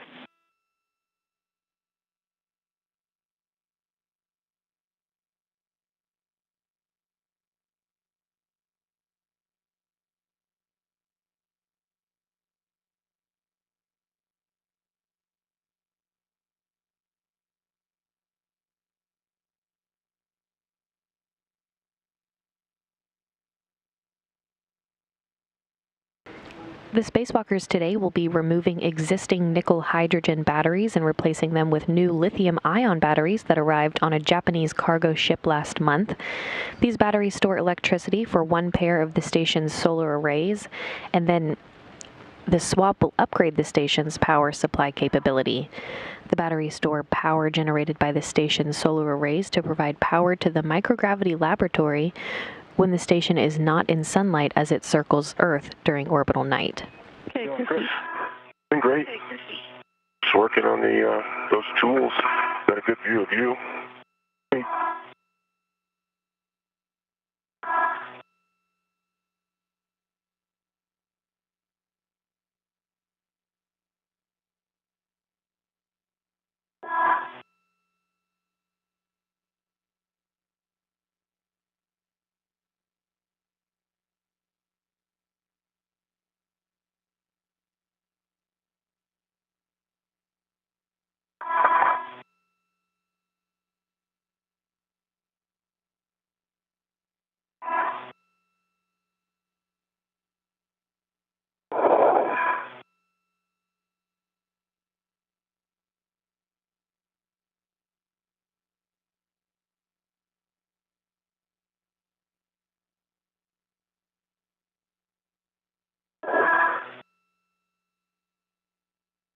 Were you going to say something? Negative. Copy.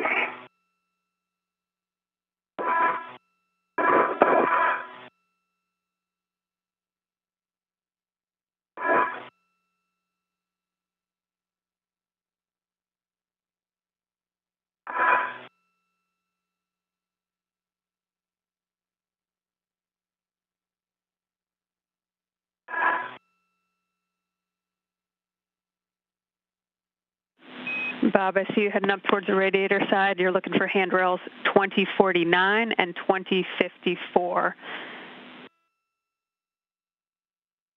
Copy, I've arrived at 2054. Copy. And just a reminder, you want the crew lock bag handrail towards the radiator, and you want to make sure the adjustable equipment tether is inboard of the gap spinner that you're going to deploy on handrail 2054. Okay.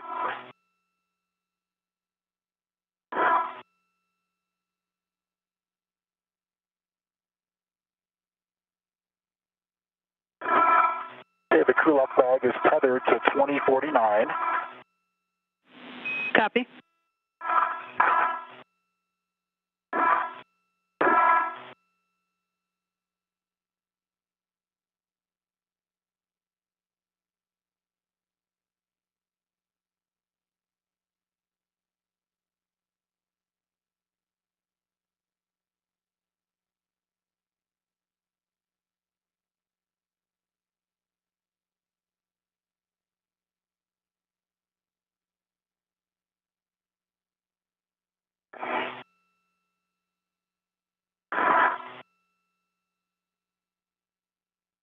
Okay, Jaws, I don't know if you can see my WVS or not. I want to make sure you're happy with that crew lock bag configuration. The Affirm, Bob. tether is inboard of okay. Looks good. You can go ahead and start working the gap spanner chain, and that will start from handrail 2054 on the radiator side. Okay, copy. And just a reminder as you do this to make sure you don't trap your safety tether. Thank you.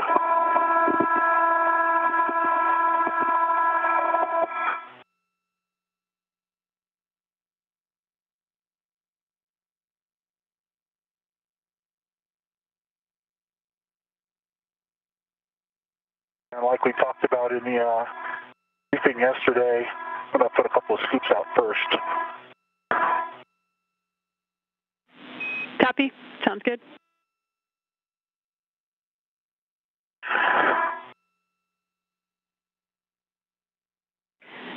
And Bob, did you want to go to battery 1 first? I'd like to go to battery 3 first. Okay, copy. Let me know when you're ready for the clockings. Okay, H2 on battery 3. Will be 9 o'clock, so straight down. Okay. Hey, Josh, I have camera, GoPro, trash bag on me, EGT, and also the ratchet wrench are attended outside. Okay, Chris, you can head back to the IAA to help with the scoops and gap spanners. Roger that. In work.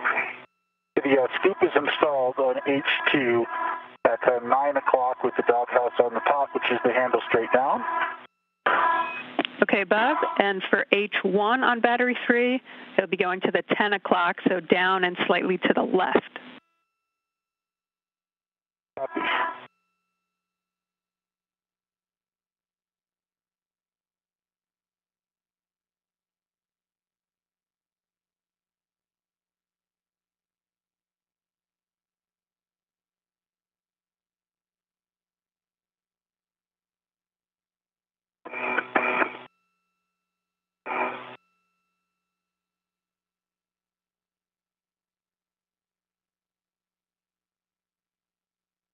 Okay, on H1, I've installed it at 10 o'clock, so down and slightly to the left. Copy, Bob. Let me know which battery you'd like to do next.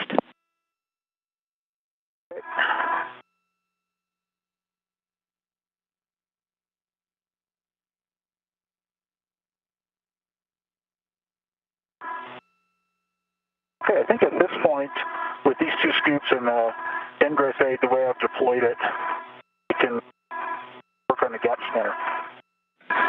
Okay, copy that, Bob. So you're going from handrail 2054 on the radiator side. The 2054 on the radiator side. Good words. All right, I'm off the pallet and on structure. Copy that, Chris.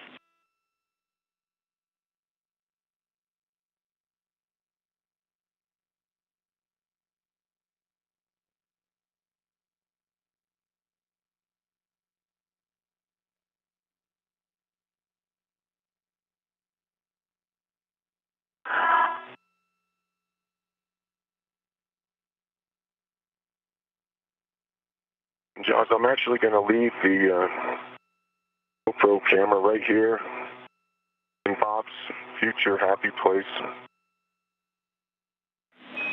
Right Okay. on handrail 2005, which is adjacent to the APFR. Copy, handrail 2005.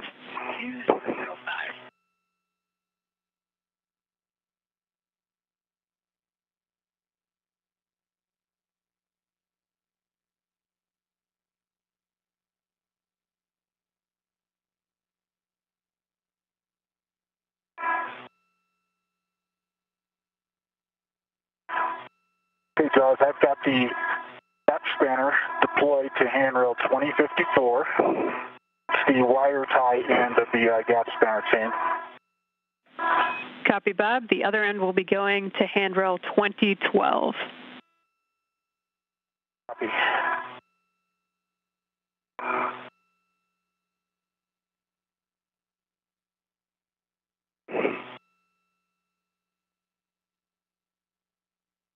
All right, Bob, finally heading your way. Sounds good.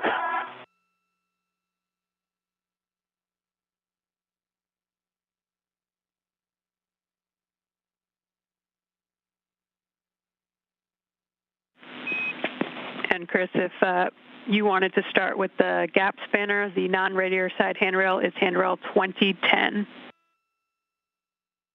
2010. Copy. Nice timing. That's exactly where I am.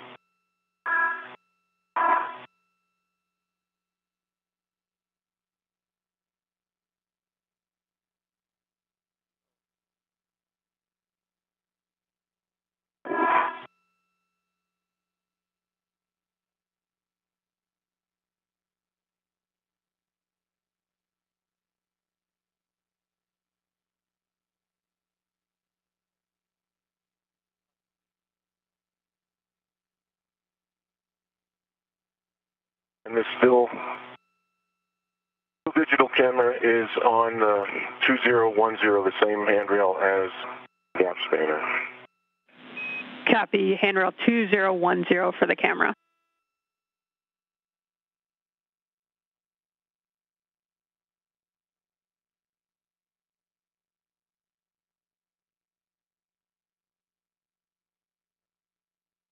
Working on the gap spanner.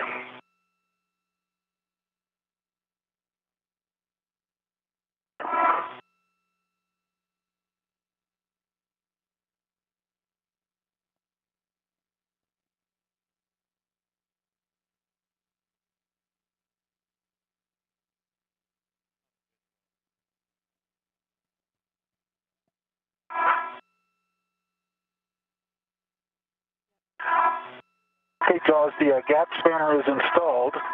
The handrail 2012. Okay, Bob, we'll check, do a tension gap spanner check and tension it down and then turn the buckle 180 degrees to ensure slacks. And Bob, for your essay, we've lost your WVS video. Okay, copy. If you could just check I will the touch button. the gap spanner chain down. Okay, let me get to this gap spanner being snugged up, and then I'll do that if that's okay. That's good with us, thanks.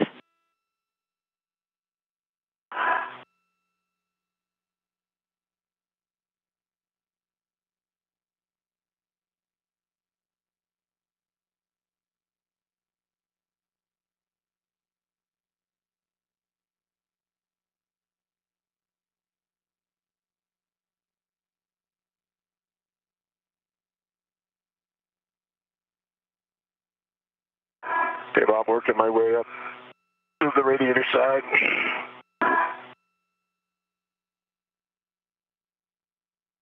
Copy. Okay, Chris, you're going to handrail 2043 on the radiator side. And reminder to make sure you don't trap either of you or Bob's safety tethers. 2043. Copy. And copy the warning. Okay, I've cinched the gap spanner up reasonably well.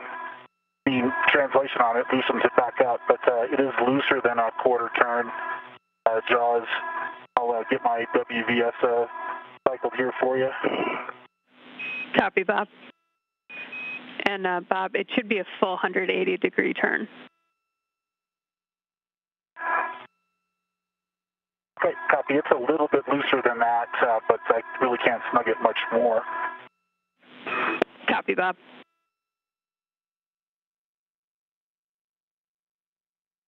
All right, 2043 has my radiator end deployed, and I'm working on the same tensioning steps. Copy, Chris.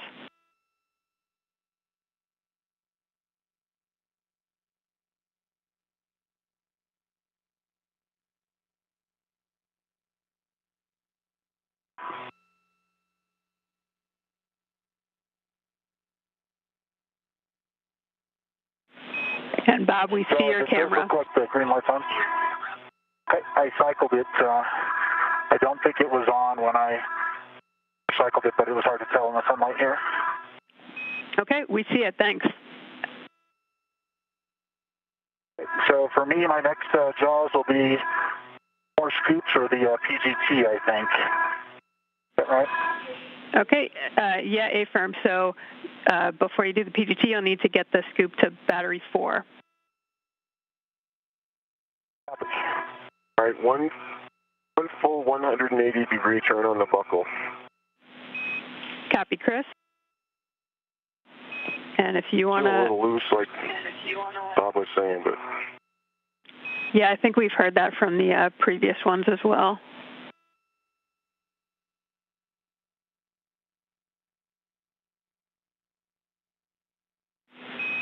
And I don't know if it would help you to deconflict, Bob, if you went to battery 1 and Chris went to battery 4 and the DCSU, but up to you.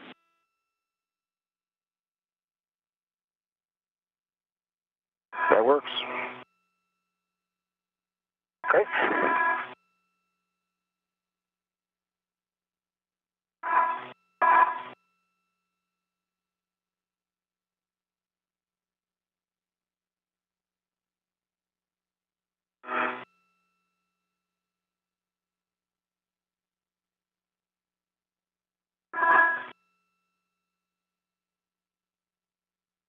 Okay, Todd.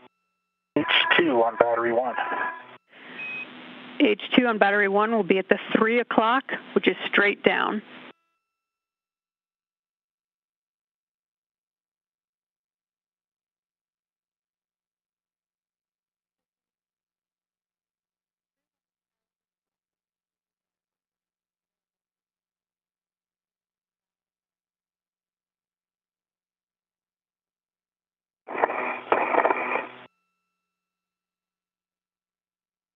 That's complete. H2, 3 o'clock, straight, verified, locked. Copy, Bob. For H1 on battery 1, you'll be going to the 2 o'clock, which is down and slightly to the right. Copy.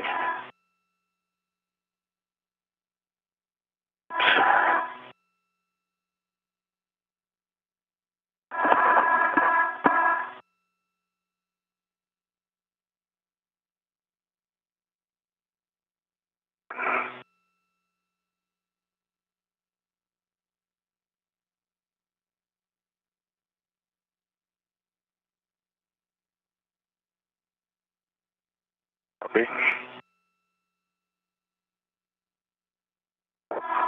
You've got...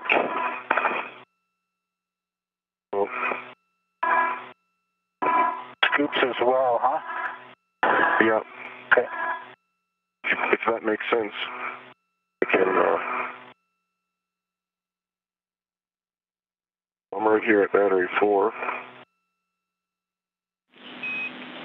Yeah, Chris, if you want to do battery 4 that way, Bob can, as he sets up his PGT, stow it there. Okay. So you'll be going to H2 on battery 4. Let me know when you're ready for the clocking.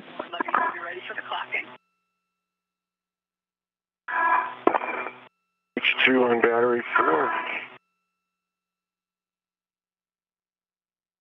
ready for that clocking. It'll be 9 o'clock, which is straight down. And the acronym PGT, which you just heard, stands for Pistol Grip Tool, and that will be used to help the crew release the bolts during some of their procedures today. Now 1 hour into the spacewalk today, recapping some of the milestones so far. Chris Kässidi and Bob Bенken placed their suits on internal battery power, marking the official start of today's spacewalk at 6:32 a.m. Central Time. Chris Kassidy's mirror on his left wrist became detached on his way out of the hatch, and there was no risk to the crew. The dimensions of that wrist mirror are 5 by 3 by 0.75 inches with a mass of 1/10 of a pound. Kässidi will still be able to use the mirror on his right wrist for the duration of the spacewalk. Again, the primary reason for the crew to wear those mirrors on their wrists is to allow them to see the switches, actuators, and labeling on the front of their suit that is out of their view. Of course, the labeling is written in mirror image because it's intended to be read via mirror. Chris Kässidi and Bob Bенken have now arrived at their work sites to begin setting up. Just for size reference on the batteries and adapter plates the crew will be handling today, the adapter plate is 40 inches by 37 inches by 8 inches with a mass of 75 pounds. The aging nickel hydrogen batteries being replaced are 40 inches by 37 inches by 19 inches with a mass of 364 pounds. And the new lithium-ion batteries being installed today are 40 inches by 37 inches by 19 inches with a mass of 428 pounds. I think all I'm doing is I'm going to put this right angle, sorry, the 9-inch X head onto my PGT. Okay, copy.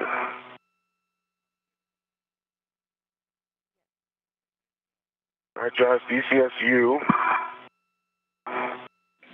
You're going to H1 at 2 o'clock, which is down and slightly to the right. Down and slightly to the right, I'm on H1 of the DCSU. 2 o'clock, it's in the locked position, good wiggle test, scoop is installed.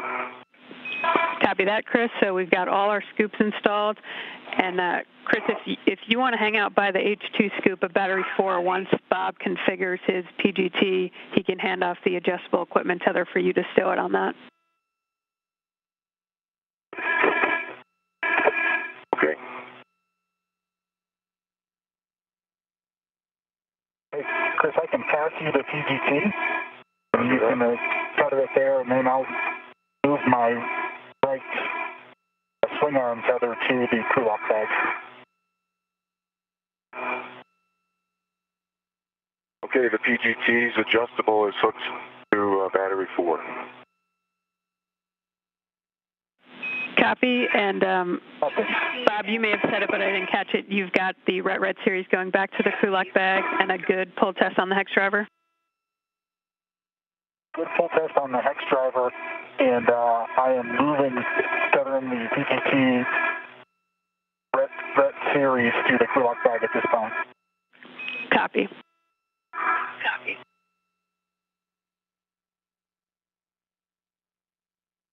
That's complete. I'm going to go ahead and close up the crew lock bag, everything but the ratchet wrench, I think. Okay. You can get it.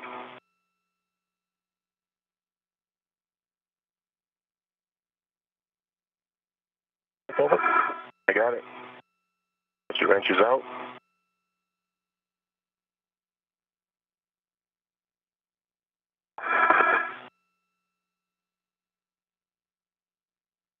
Jaws, am I heading to the APFR?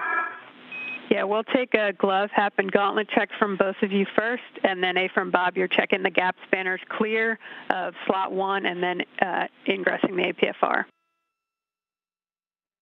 V1, gauntlets in place, hap is dry, gloves, same as egress. And Chris, since that mirror got knocked off, we just want to make sure you check that hand extra carefully in case there was something that caught on it to cause that. Yeah, I had done that a while ago, but it's good to double check and now that it's sunlight, because it was dark when I did it before, and no evidence of a red damage or anything like that. All nominal. Copy. Good checks, Chris.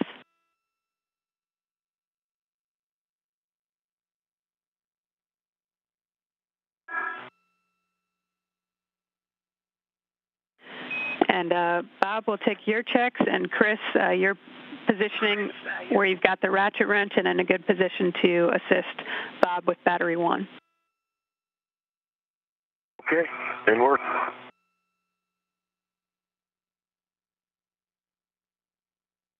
I've got a good glove check. I still look like a little bit of a black smudging, so nothing significant. Gloves are in good shape. Tap is in the same state that it was when I left the airlock, and both of my gauntlets are up. Copy that, Bob. If that gap spanner's clear, you are go to ingress APFR.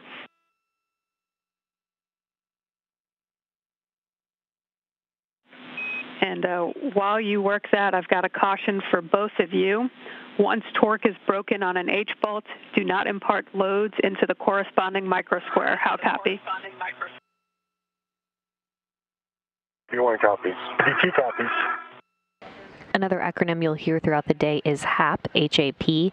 The HAP is the acronym for the Helmet Absorption Pad, which was installed in all spacewalking helmets in the wake of a water intrusion in the helmet of Luca Parmitano in 2014. The installation of the Helmet Absorption Pad, or HAP by the acronym, is intended to absorb water in the case that it has migrated to the back of a crew member's helmet. H2 side, if you don't mind me doing that one, otherwise I'll wait for Bob. Need that order. We need H1 first. Then that's for Bob to do. Copy.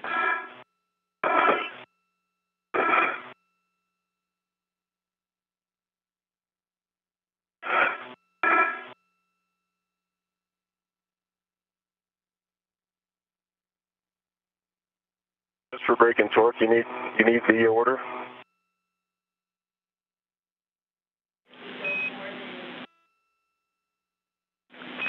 I'm being told to affirm we need to go in order, even breaking torque. Copy that. No problem.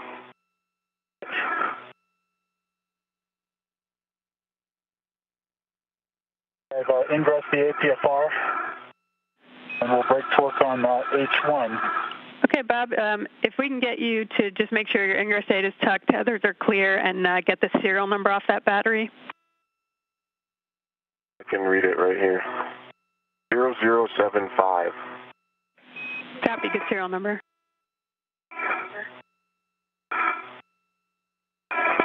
The red's a little stuck.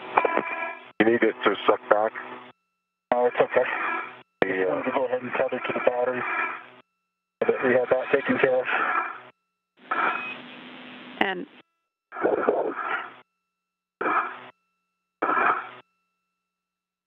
ahead, Josh. no, sorry, I saw your right after I was about to say something, so.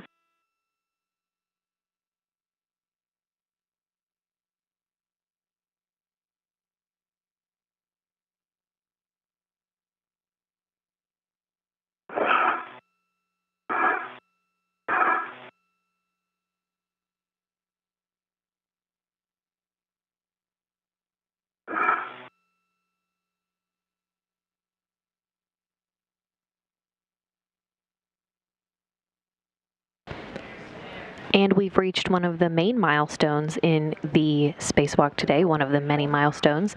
The battery from slot number 1 is being retrieved. The crew will release torque with the ratchet and then use the pistol grip tool, or PGT, to complete the release of the bolts.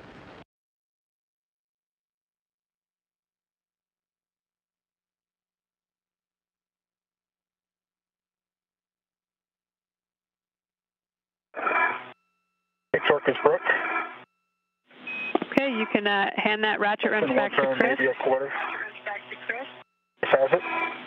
And swap for Chris's PGT with the 6-inch.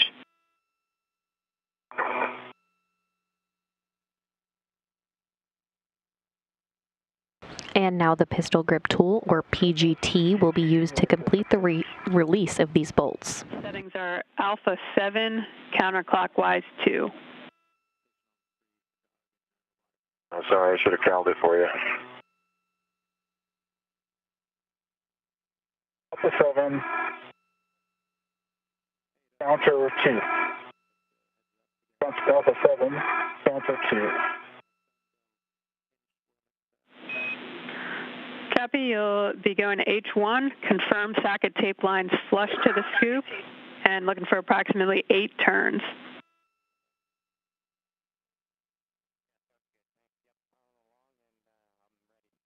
Socket tape line is flush.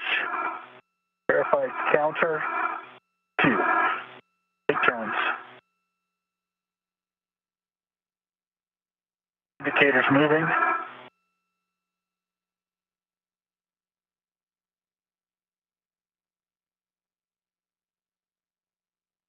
So about 6.5 turns, the indicator started popping, indicating it was fully unlocked. Gave it the full 8 turns.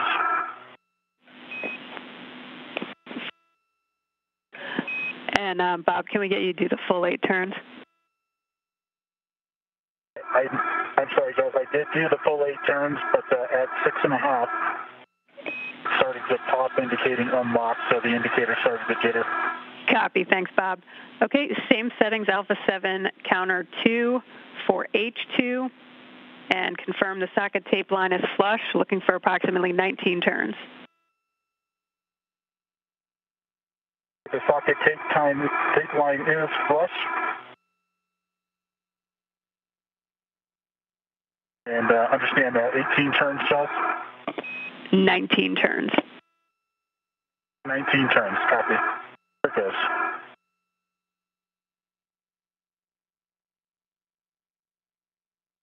See the battery rising?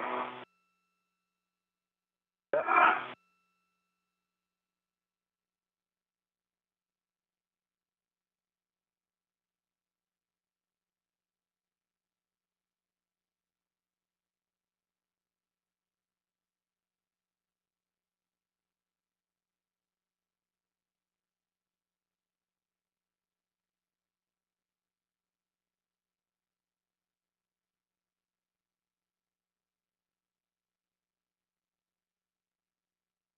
There's 19 turns.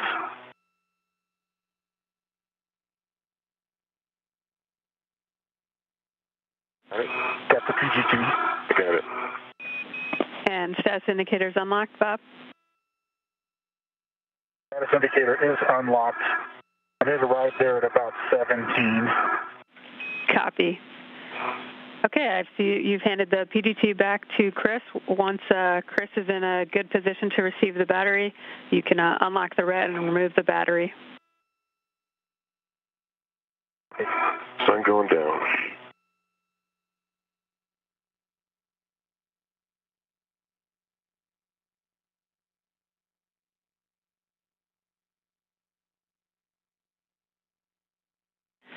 And Chris, for you, just a reminder to check that you're not local tethered on the outboard gap spanner and all your fair leads are released. No fair leads this time, and I am not tethered on the gap spanner. Get myself situated here, Bob. Copy. Local tether to a handrail.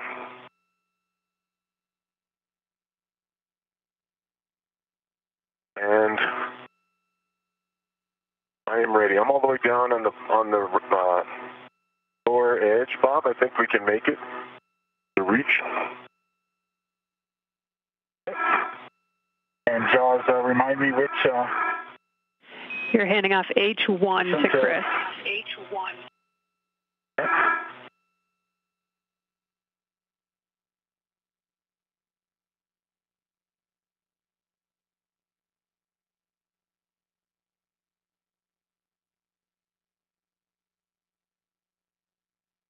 Have a ret. Have control. Okay. You have control of the battery, and I'm going to release my ret and egress the APFR. Copy that.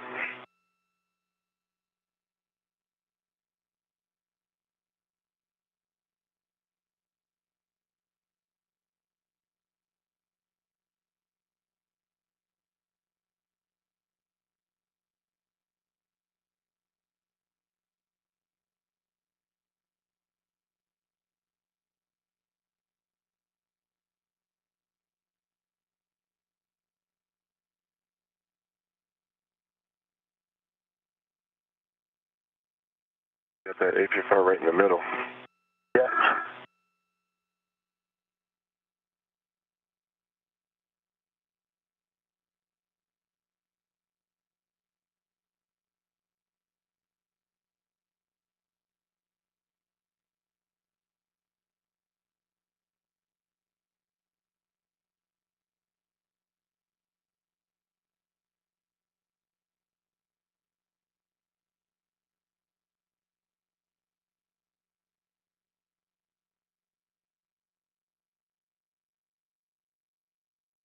Trying to get it to you. I have control of the batteries. You have control.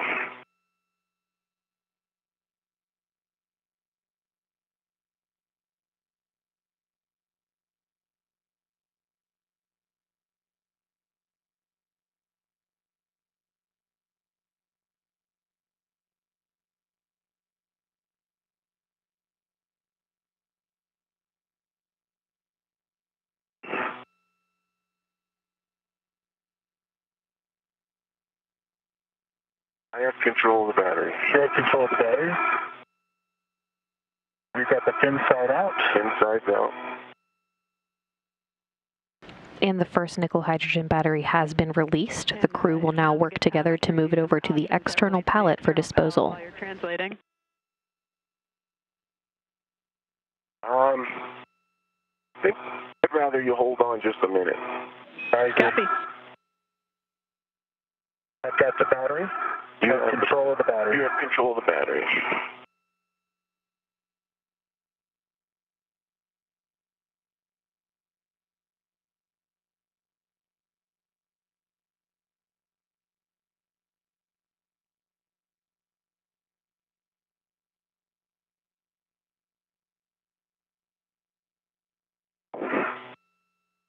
Maybe that's too far.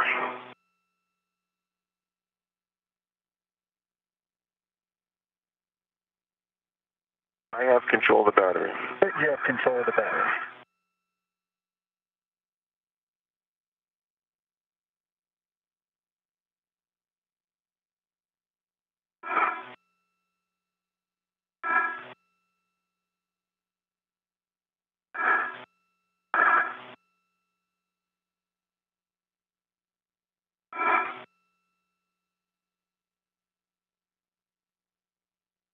I have control of the battery. You have control.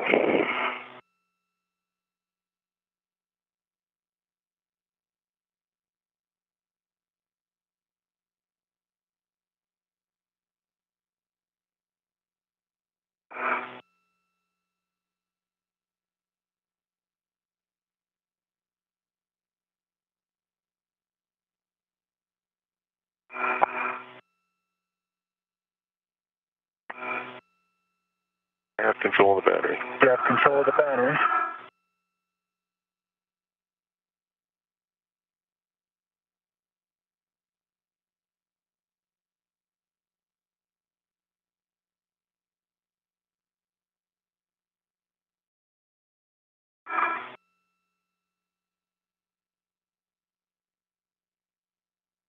I'm going to move over one more hand ring.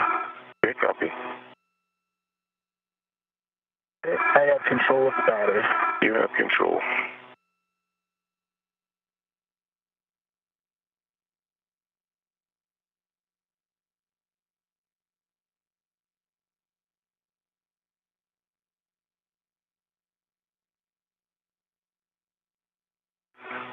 Move one more.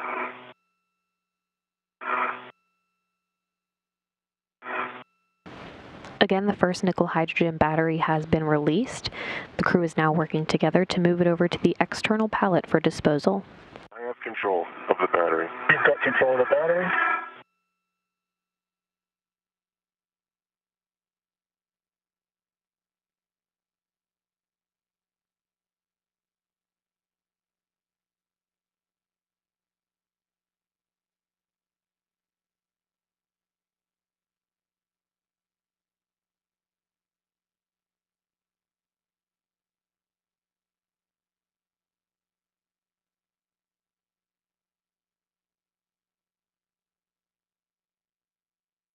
Control of the battery? You have control of the battery. Chris, a reminder as you get there that if you want to stow your trash bag in the medium RU bag, you can do so before you ingress APFR. Okay, copy, Joes. This will just be a short hop, Bob, and then I'll go to the other side. Okay. I have control of the battery. Okay, you have control of the battery.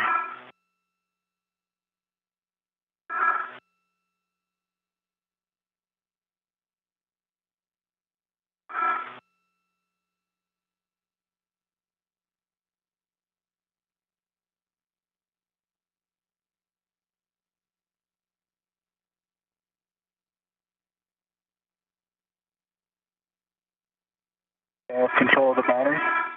You have control. Why don't we take the second to switch to your red? Okay. I have control of the battery. You have control of the battery.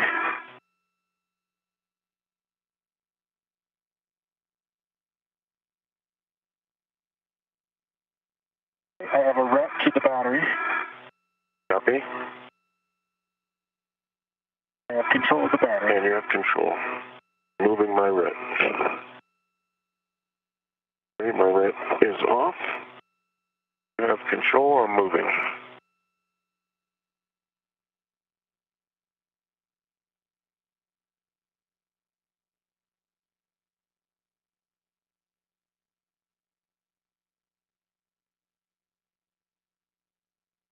Tell me what you have the ability to get to your handoff position, or if we need a little one to set you up.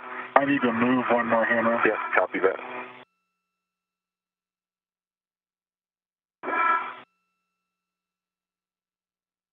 Clear you.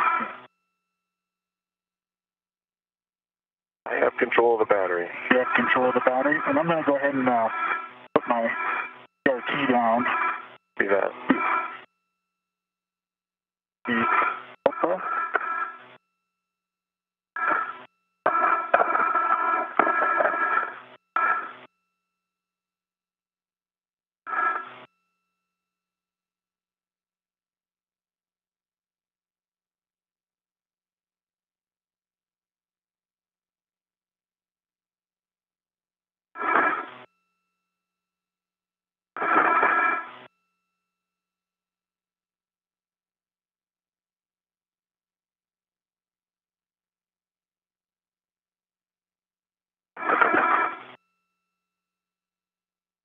I have the battery. You have the battery. That. I'm going to ingress the APFR.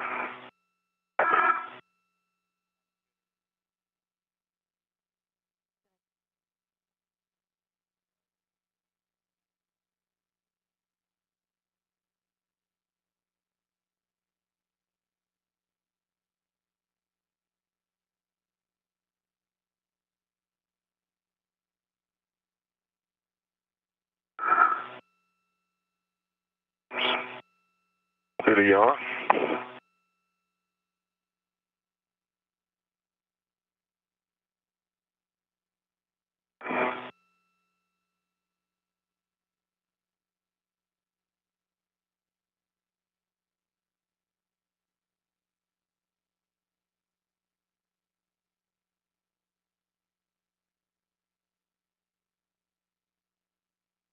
Look locked, Bob. To the yaw. It does look locked in the Yeah, feel in. Okay, Chris, we'll have you check your ingress aids tucked, tethers are clear, and end state. As Bob hands it off, you want H1 in your left hand, Chris, with you ready to H1. Okay, setting up for the transfer. All right, Bob? I'm ready. I'm ready. Let's see here.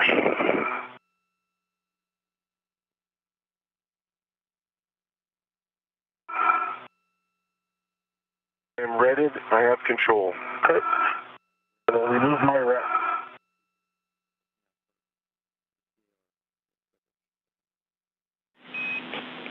And while you do that, I have 3 cautions I'm going to read before handover. Crew must not simultaneously impart loads into the external pallet. When SSRMS brakes are off, free float crew member on EP must remain quiescent. Do not exceed 20 pounds forestern or use soft dock. Engage, disengage with pallet. How copy? Copy all. And Chris, you've got good access to your tools?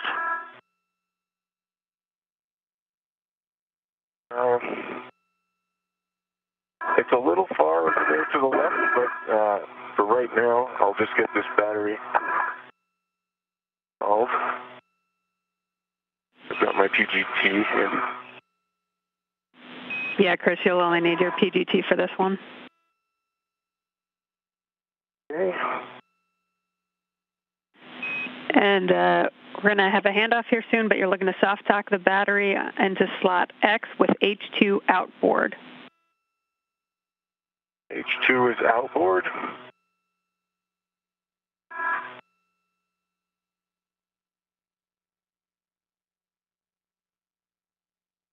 Looks like a lot of...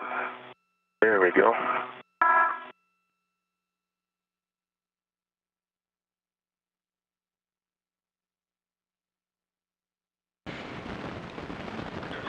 With the battery from slot number 1 now retrieved, the crew has worked together to move it over to the external pallet for disposal. Cassidy is now working to ingress the foot restraint, and the two will work together to install the battery in empty slot X.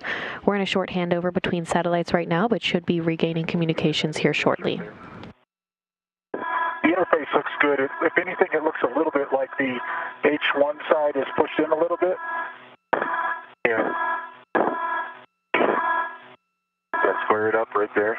It did square it up some, and I saw you decrease the distance between the connectors on the H2 side. H2 side. Yeah. It feels soft docked. Really?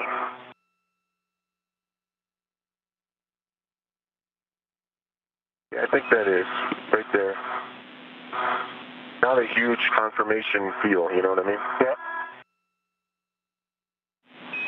Chris and Bob, I'm back with you after the handover. Let me know when you're ready for PGT settings.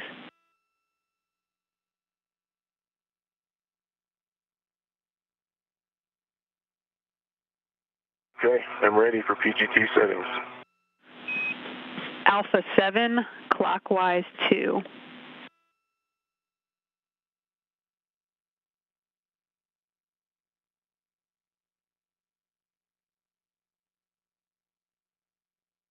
Okay, Alpha 7, clockwise 2 is set.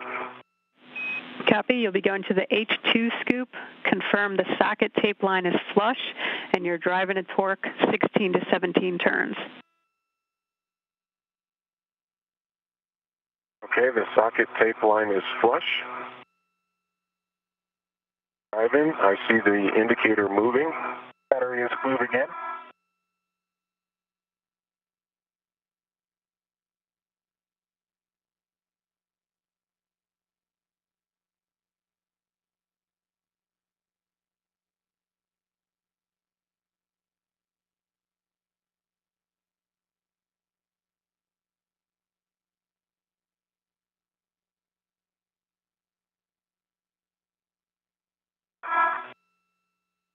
$17 turns, 9.5 foot-pounds, green torquing light, and the indicator shows locked. Copy, Chris. That's a good install. You can stow your PGT, and then we'll take a glove, hap, and gauntlet check from both of you. You can go first, Bob, while I get myself suited. Okay, my hap is still baseline. My right glove looks pristine. And my left glove has got a little bit of a smudging as before, but otherwise pristine, and both gauntlets are up. Copy, good checks, Bob. And EV1. Copy, good checks, Bob. EV1, hap, dry, outlets in place. And gloves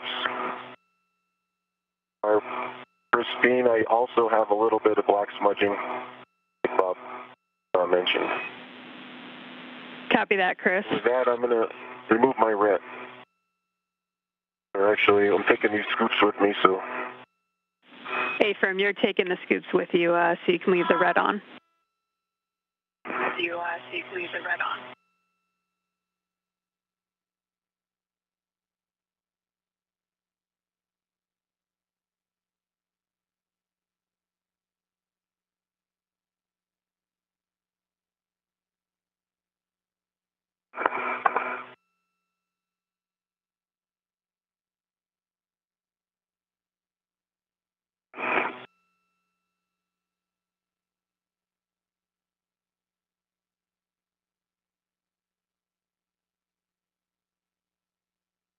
Okay, both scoops removed. Copy that, Chris. If you can check that your ingress aid and tethers are clear, you can give SSR mass the go to go to the published EPA alpha position.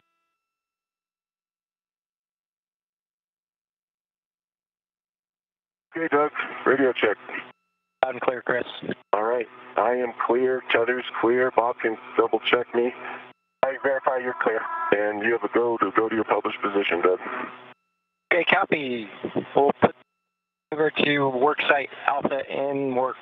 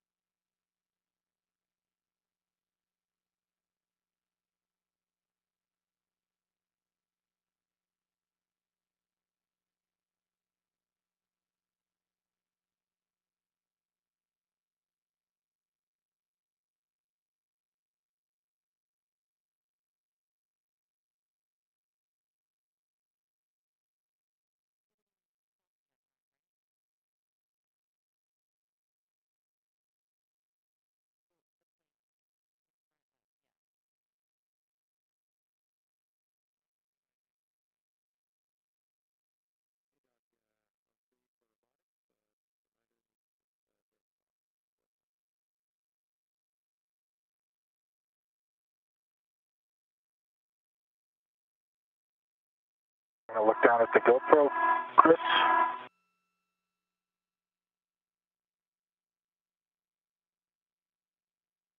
Got a bunch of scoops on your front. Yep.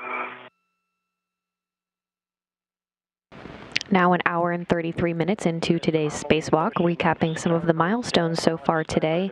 Chris Kэssиди and Bob Bенken placed their suits on internal battery power, marking the official start of today's spacewalk at 6:32 a.m. Central Time. The first nickel hydrogen battery was released, and the crew worked together to move it over to the external pallet for disposal.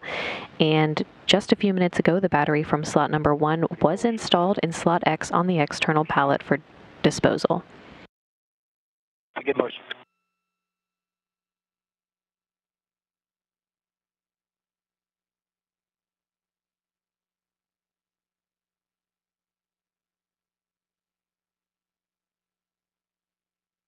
Doug Hurley now at the controls of the robotic arm, and the arm will maneuver to place Kэssиди in front of the first new battery in slot A.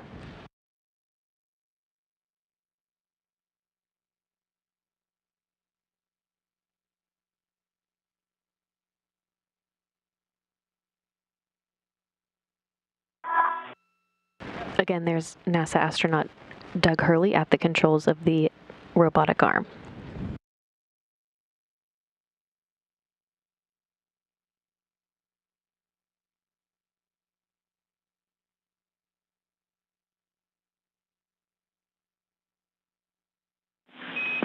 And we're about to enter a night path.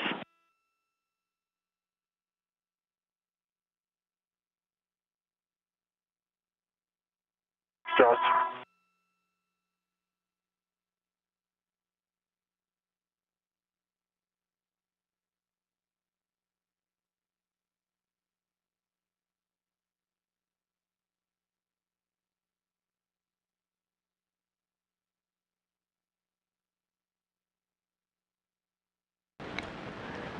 Again, the robotic arm is now being maneuvered to place Chris Kэssidi in front of the first new battery in slot A. After placing scoops to create handholds, the crew will remove the battery and translate it back to the truss to install it in empty slot number 1. Okay, let's hold that for a second. You can, actually, you know what, before you do your brakes, I think it's going to be low for my GT. Can you come up by pallet up towards my head, 15 centimeters? Okay, copy. Pallet zenith, 15 centimeters. Maneuver.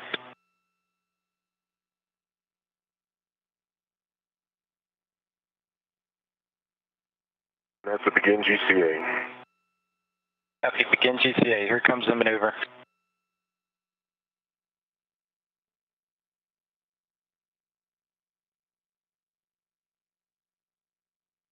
That was 15.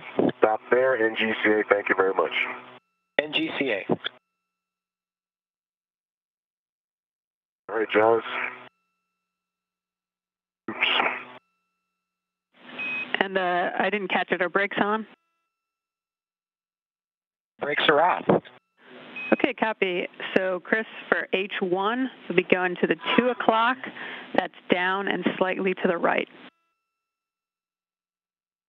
All right, copy that.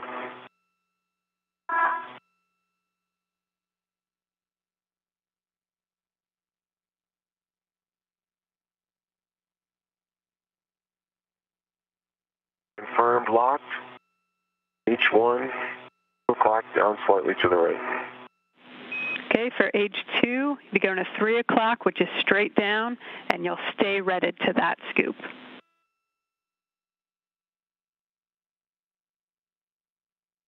Copy. H2 coming straight down. Keep my rep.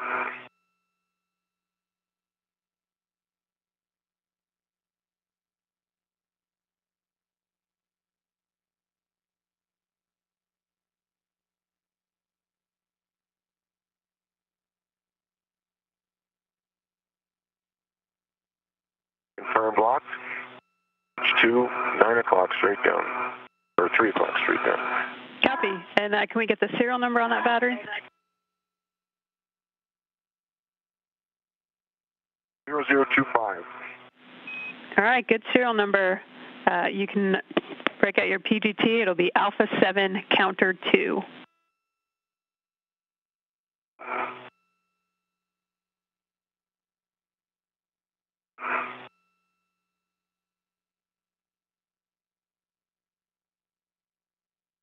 Alpha 7. Counterclockwise 2 is set. Copy. And Chris, can you confirm your red is still on H2, correct?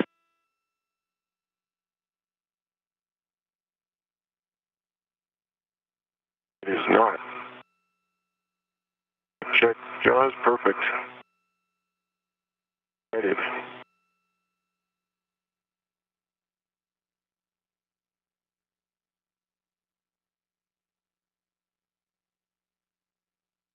Tape is seated ahead of H1, and I'm waiting on your go.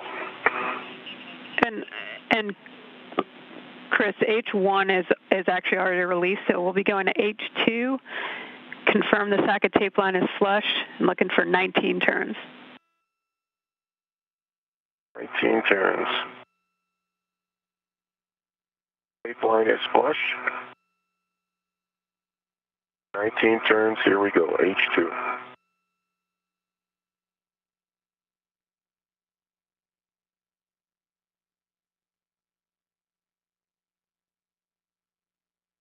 I see the battery moving out from the pallet. Copy.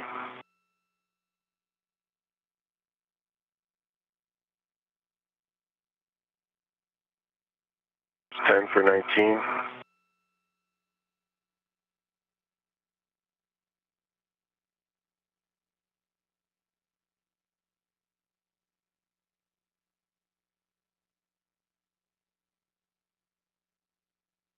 Eighteen, 19, same as Bob. I got the hop at around 17. Went to the full 19. Indicator is in unlocked position. Copy, Chris. Good release. You can stow the PGT.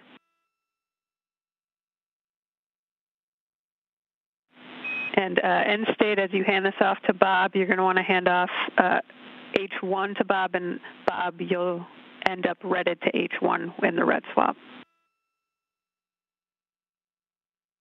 Thanks, Jess. Copy all.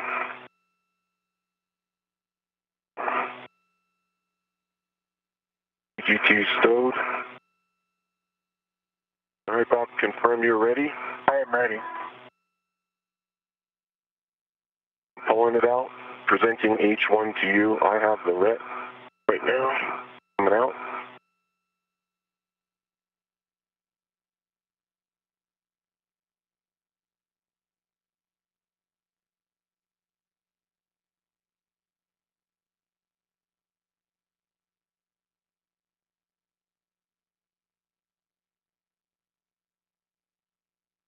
You're clear. Just come down.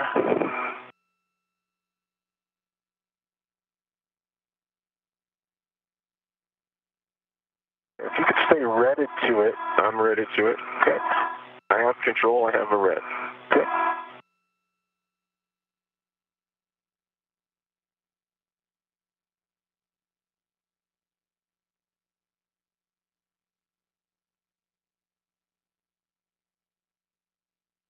I have a red as well. I have control now. You have control. You have the red. Removing my red.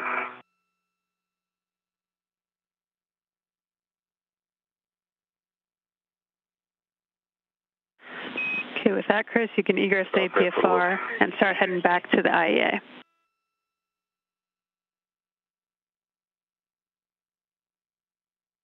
All right, copy that.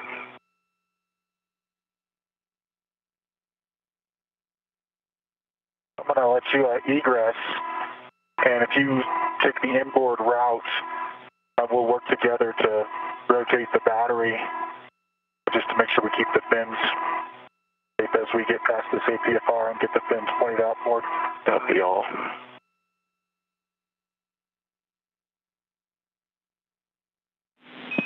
Chris, we've lost your WDS. Before you take the battery back, could you check the button?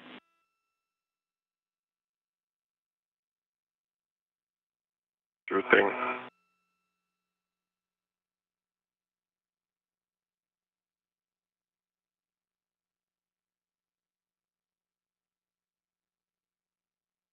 Green light.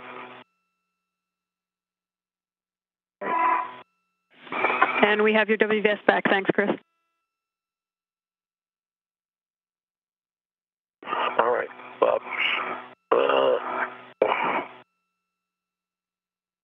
And the crew has now removed the new lithium-ion battery from slot A and will now translate it back to the truss to install it in empty slot number 1. All right, my wrist is going to run out of... And I've got control of the battery. You've got control. I have control ready to rotate. Just want to get it down below the P. Copy that. All right, I have control. You have the red. Okay, I have control. You have control. I have the red, and I'm going to come off my BRT. Copy that.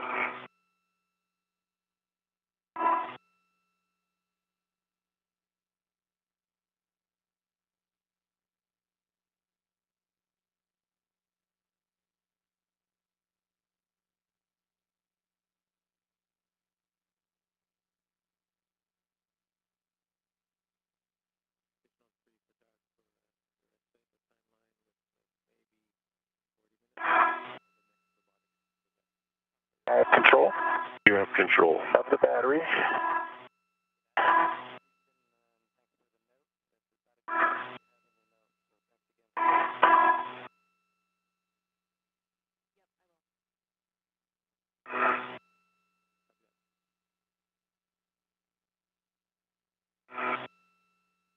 Connector cap doesn't help.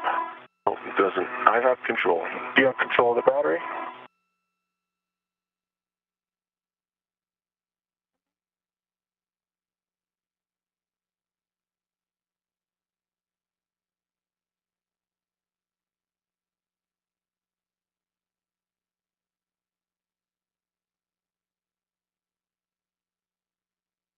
I have control of the battery. You have control of the battery.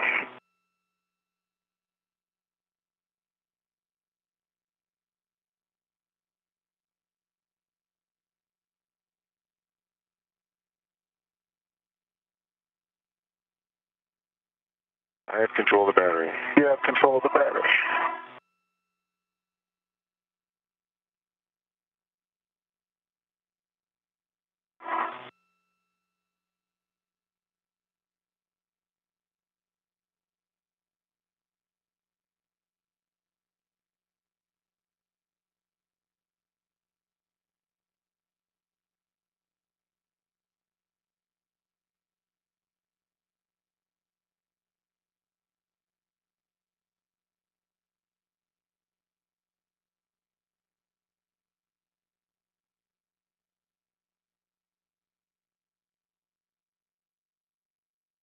The little ones are barely enough room to put hands. Yeah, I have control of the battery. You have control of the battery.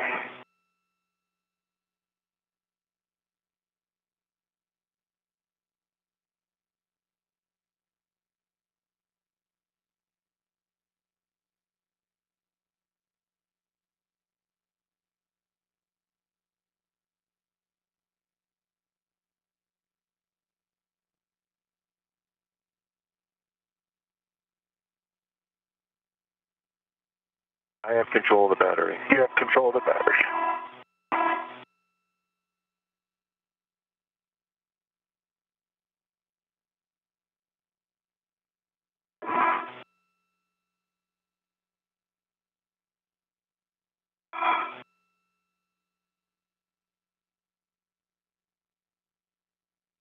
I have control of the battery. You have control of the battery.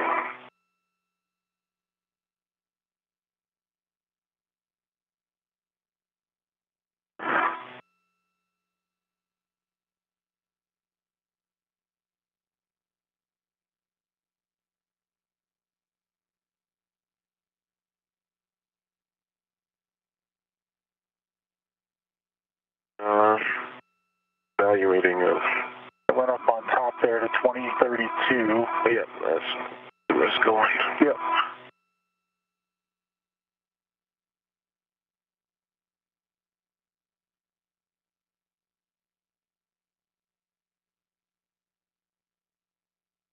You have control of the battery. Copy, you have control of the battery.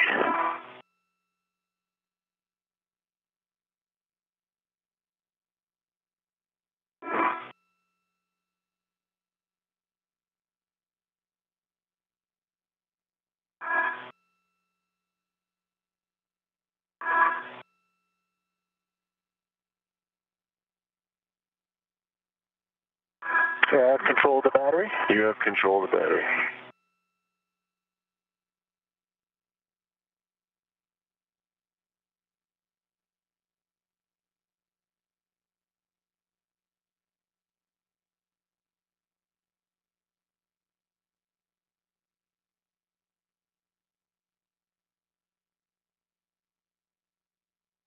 I have control of the battery. You have control.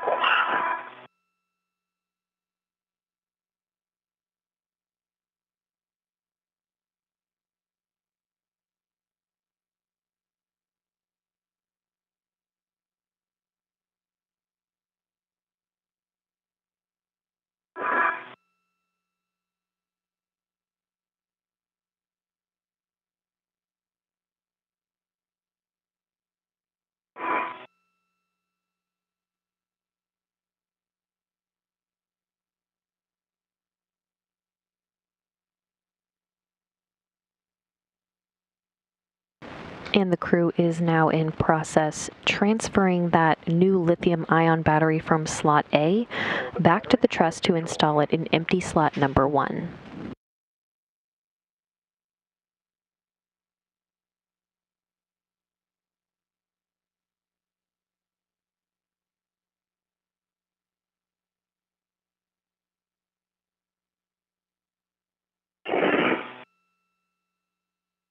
So let's see.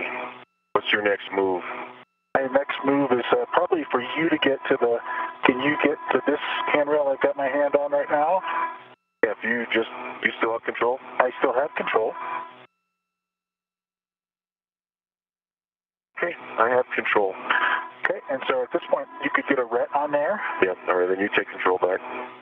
control. Okay.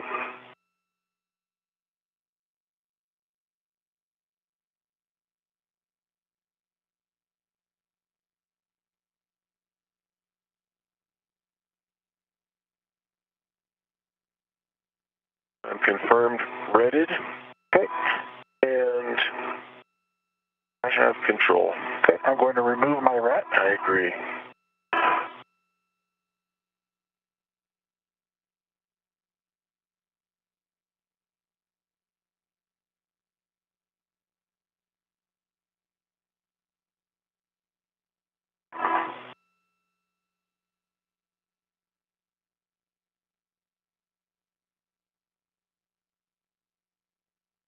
Okay, do you need to do anything before I ingress the APFR? Bob, you just need to check that the gap spanner is clear of slot 1. Okay, the gap spanner is clear of slot 1. I don't know if I have the leverage to Okay. maneuver myself up. If you can take it. I have control of the battery. You have control of the battery.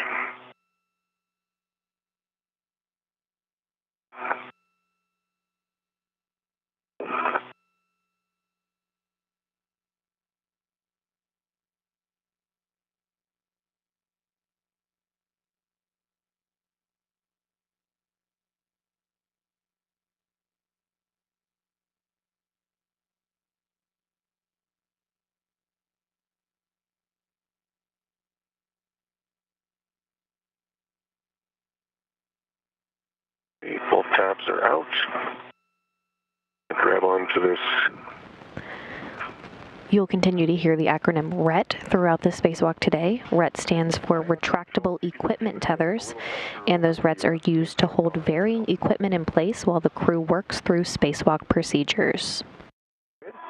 Good, nice, perfect. Okay, well, the gap spanner is clear. I'm ready to ingress the APFR. Copy, Bob.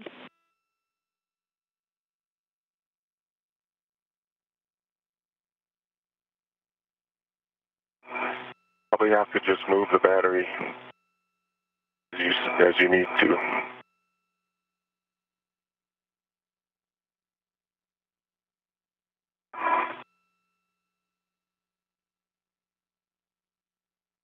Am I putting your arm in it?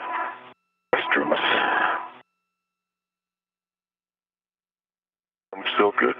Okay. You got room? You'll have the best view.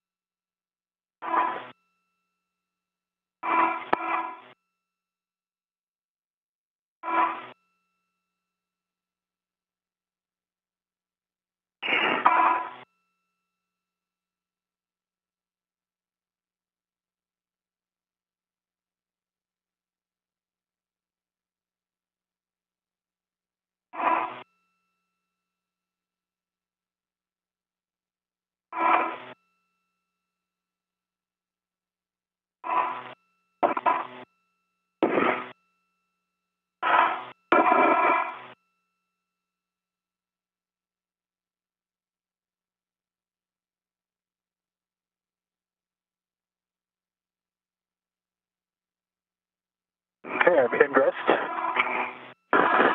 Copy, Bob. If you can check your ingress aid is tucked and tethers are clear, then we'll take an inspection of the IAA receptacle. The ingress crate is tucked. The IEA receptacle looks clear. The fins are straight. No pod. The electrical connector looks good as well. Copy. My arm's in a bit of a singularity. Okay, I have control. You have control. Oh, okay. And Bob, you'll want H2 inboard, and you want to inspect or present the battery, the bottom to Bob, or to Chris rather, for an inspection of the connector pin, SOT, and EMI band. I'll be right there, Bob. Okay.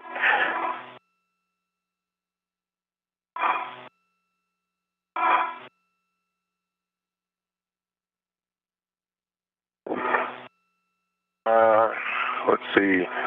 Connectors have no FOD. I can see the EMI band is intact. Fins look straight. Fins on the back, nice. Everything's good. Copy, good inspection. I've got control of the gap spanner. The gap spanner is free and clear. Okay, Bob, you look to soft dock the battery onto H2 with H2 inboard. Okay, I got the H2 inboard, and should we swap reps prior to that? Yeah, you'll want... Good if you just want to put it in there. Yeah, over to you. Whatever you want, Bob. Okay. I am ready to it. You're ready to it. Copy that. Got it.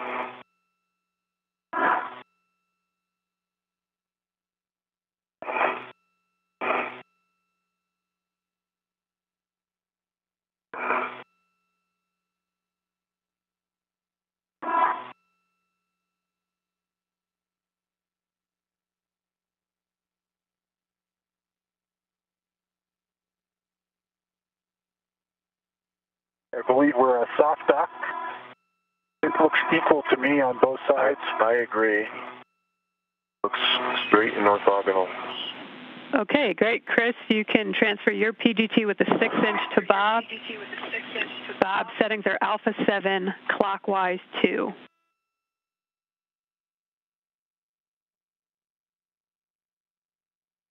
Okay, alpha 7, clockwise 2. Good settings. You'll be going to H2, confirm the socket tape line is flush, and drive 16 to 17 turns. Okay, I'm on H2, tape line is flush, and 16 to 17 turns. Here we go.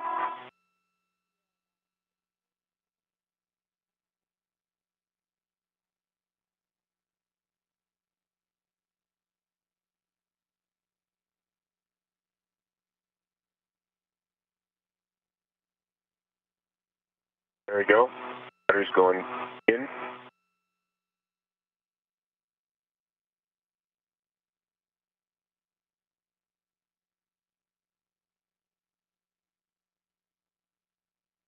Looks like it's going in smooth. The indicator was a little bit jumpy.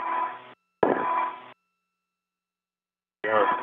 Relative to the Approaching 2 hours into today's spacewalk, recapping some of the milestones so far, Chris Kэssиди and Bob Bенken placed their suits on internal battery power, marking the official start of today's spacewalk at 6:32 a.m. Central Time.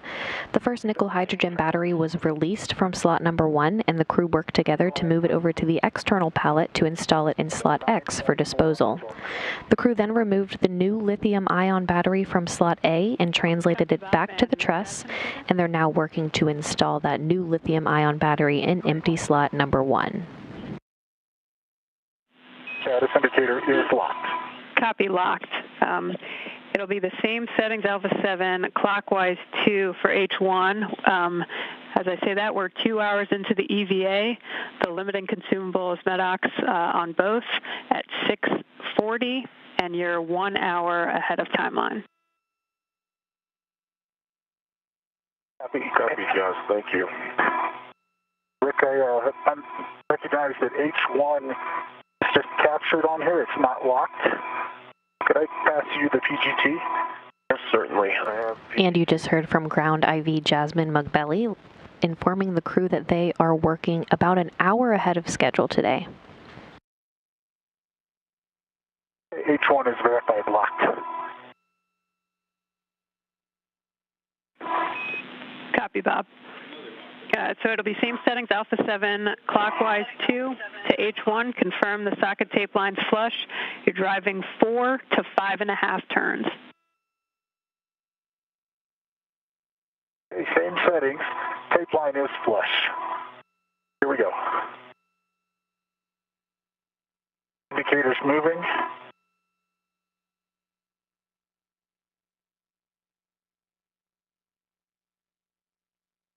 About 4.5 turns. Indicator is just, the black line lines up with the lock on the indicator here, not the white line or the metal piece. Green light, 9.1 on the torque. Got it? Rick? Got it. Flashback to Rick. Okay. Copy, Bob. You can hand that PGT back to Chris and release the ret from the scoop.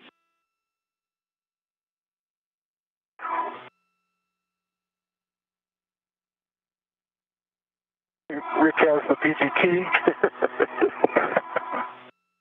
Thanks, Dave. Okay, Tommy. Okay, the red is released from the battery. Copy.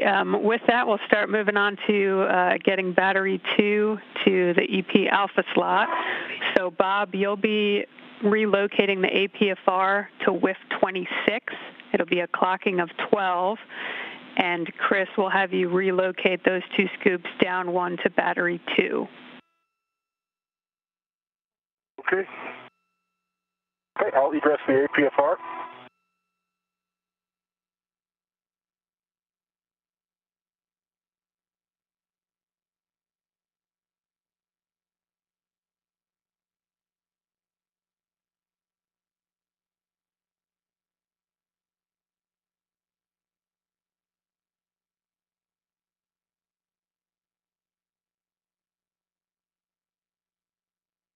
What's H1 scoop clocking? For battery 2, it'll be 2 o'clock, down and slightly to the right.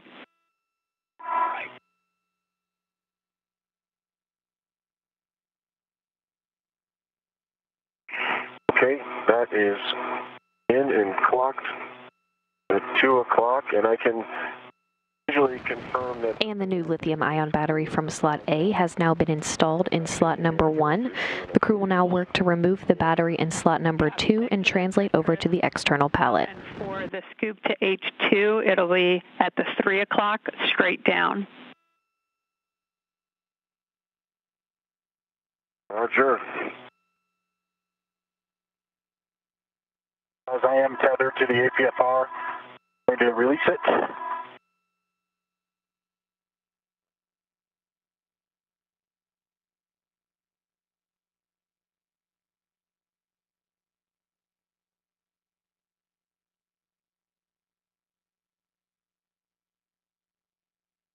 H2, 3 o'clock straight down, confirmed locked, good wiggle, and a scoop.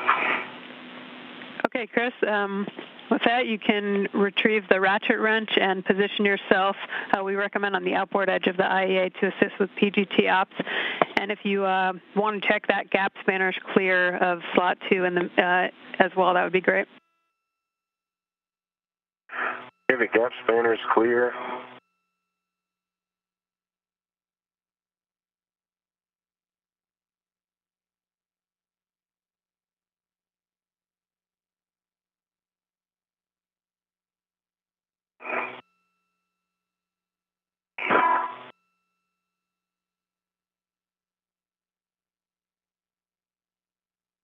Okay, Jaws, the APFR is relocated to WIF 26. Black on black, good pull test, good twist test, and the pitch knob is verified out. Copy, and settings 12, Quebec, Quebec, Juliet 12. 12 on the clocking, Quebec, Quebec. Coming to Juliet now on the roll. Copy. And H1 torque is broken. Copy, Chris. And you can move on to H2. Juliet 12 is set. I'm going to release my ret from the APFR. Copy, Bob. And once you do that, your you can ingress the APFR, make sure the ingress aid is tucked and your tethers are clear, and then we'll take the serial number.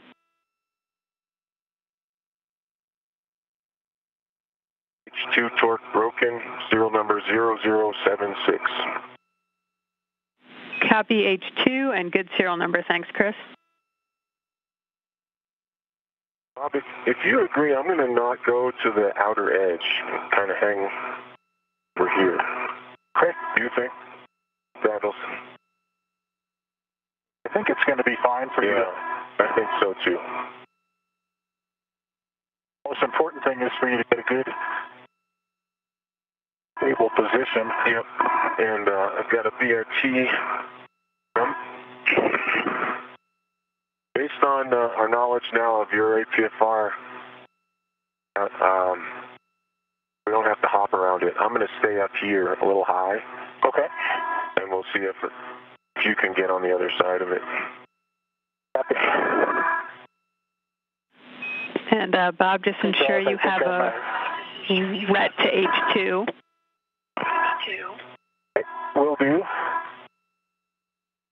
It holds a PGT. I've got it. Okay.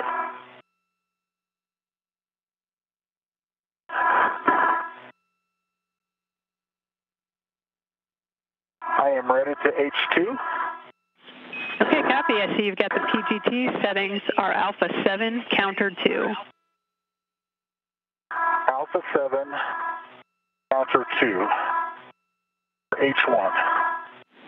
Hold on, it's stuck on the PGT battery. There we go. Confirm. Here's the battery. Go ahead, Joss. Oh, no, sorry. I was just saying, yep, H1. You'll confirm socket tape line flush and looking to release with about 8 turns. Copy.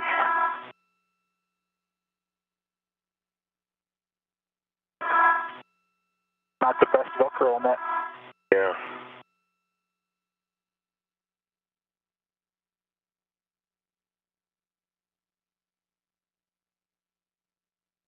Okay, the socket line is flush. Alpha 7, counter 2 for H1. Here it comes.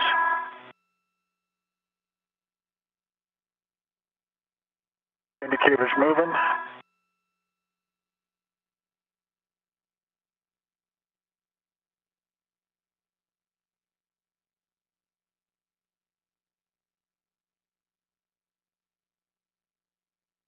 It popped out and unlocked at a little over 5. So I put 8 turns into it. The indicator shows unlocked. Copy. Same settings for H2, Alpha 7, counter 2. You'll confirm the socket tape line flush and release H2 approximately 19 turns. Okay. Here comes 19 turns on H2. The tape line is flush. Indicators moving. I see the battery jacking out. I agree.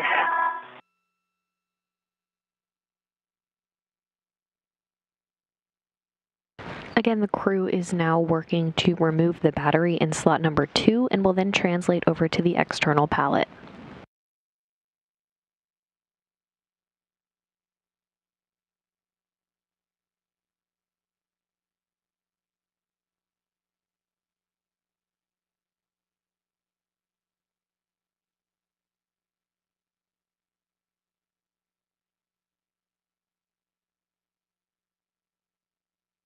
There's 19 turns.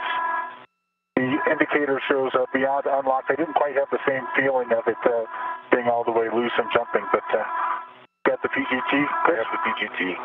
Okay, copy. And just a heads up, you're going into a day pass in about a minute.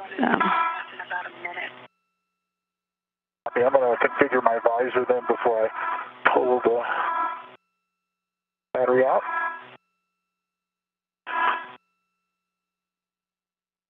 Thanks for that call. And the battery has officially been removed from slot number 2. All right, let's see.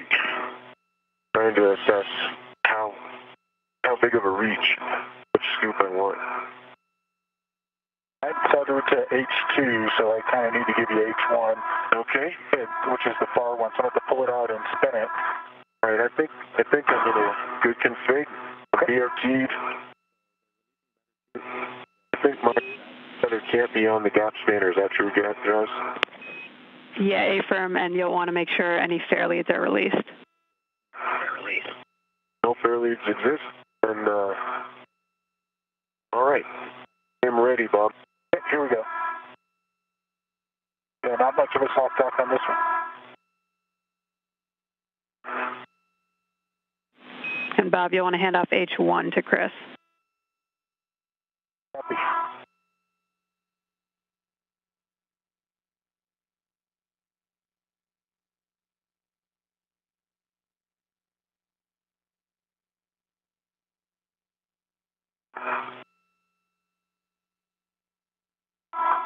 I have control. Okay. But you put a red on it. All right, you take control back. I've got control. Here's my ret. And I have control. Okay. You have control. I'm going to release my ret. Roger.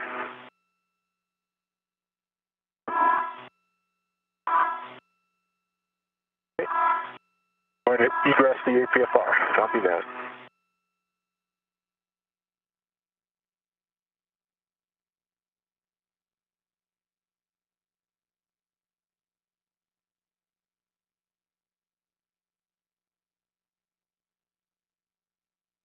It's just like Jaws predicted. Yep, there it is.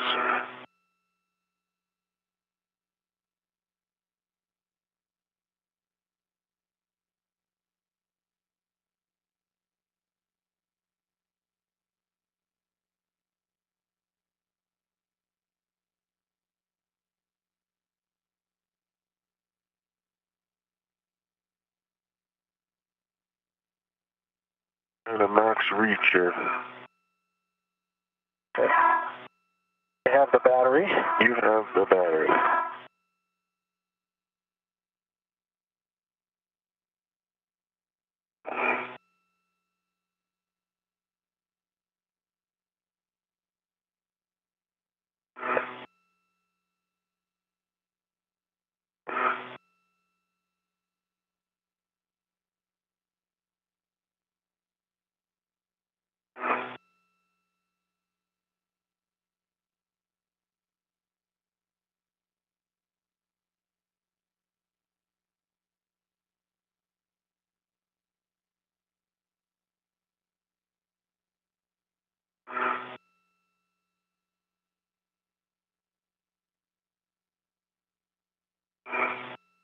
Local tethered.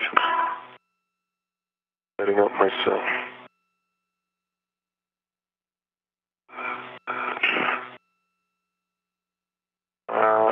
You want me to go a little bit farther? Yeah, can you go one more? Yeah. Just go ahead and hold. Can you take control for a second? I have control. And I'll just move to the other side of the APFR.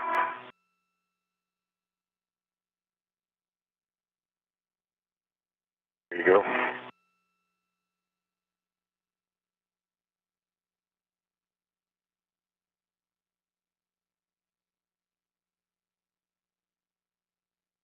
Yeah, I have control. I have control.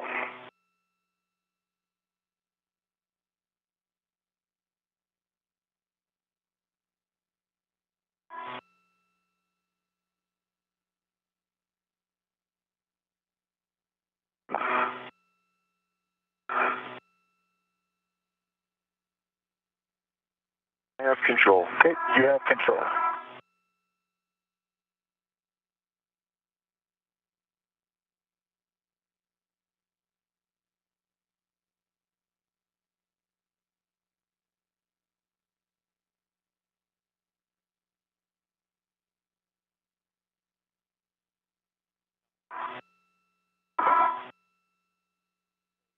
Okay, I have control.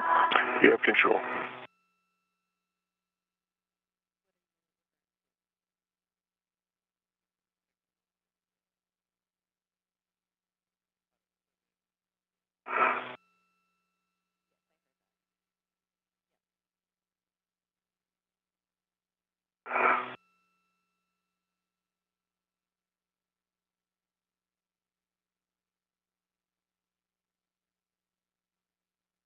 Be nice to move that adapter plate in the daylight. Better view of it as I translate. Yeah. It's hard to keep track of the thing on your BRT if it's dark.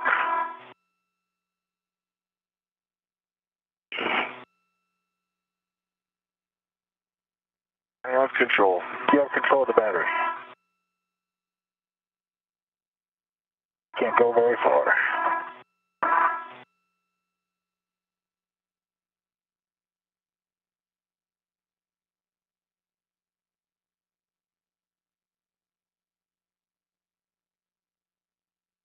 Okay. I have control of the battery. You have control of the battery.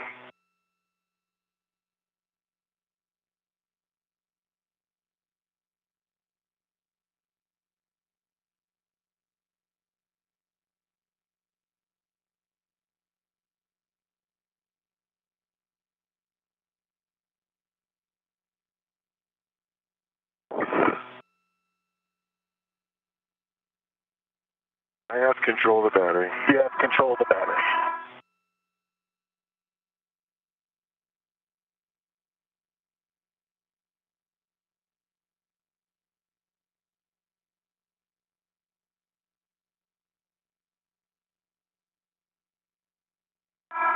It's a hash marked one, careful.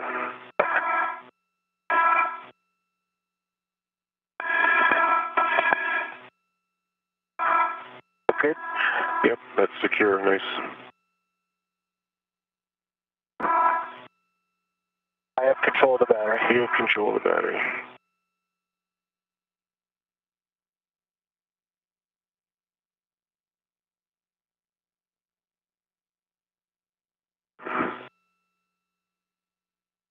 I have control of the battery. Copy.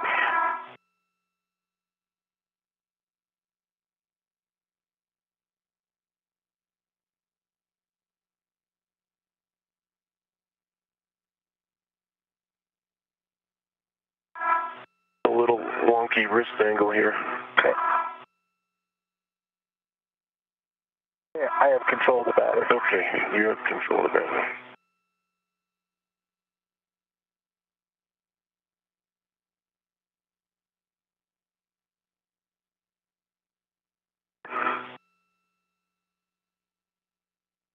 I have control of the battery. Copy.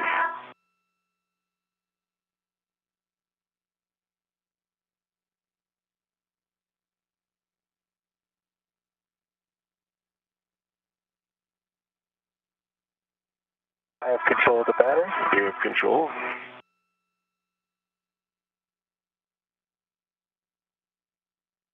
Okay, I'm even with the APFR. I have control of the battery. Copy. You have control of the battery.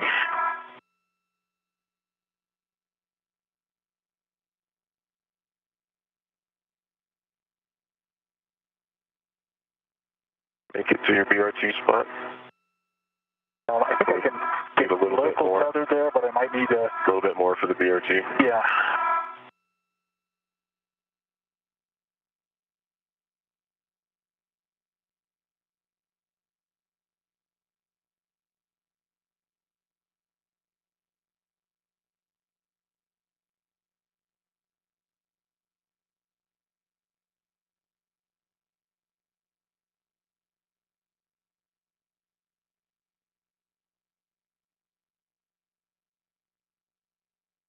And we're in a short handover period between satellites right now, but should be regaining these communications here shortly. For size reference on the batteries and adapter plates the crew will be handling today, the adapter plate is 40 inches by 37 inches by 8 inches with a mass of 75 pounds. The nickel hydrogen batteries being replaced today are 40 inches by 37 inches by 19 inches with a mass of 364 pounds. And the new lithium ion batteries are 40 inches by 37 inches by 19 inches with a mass of 428 pounds.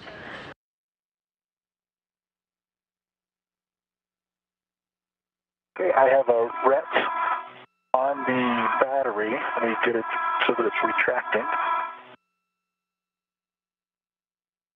Okay, I'm reted and I have control of the battery. You have control. I'm removing my ret. That's good. My ret is removed. And you're ready, Bob. I'll get in the APFR. I am ready.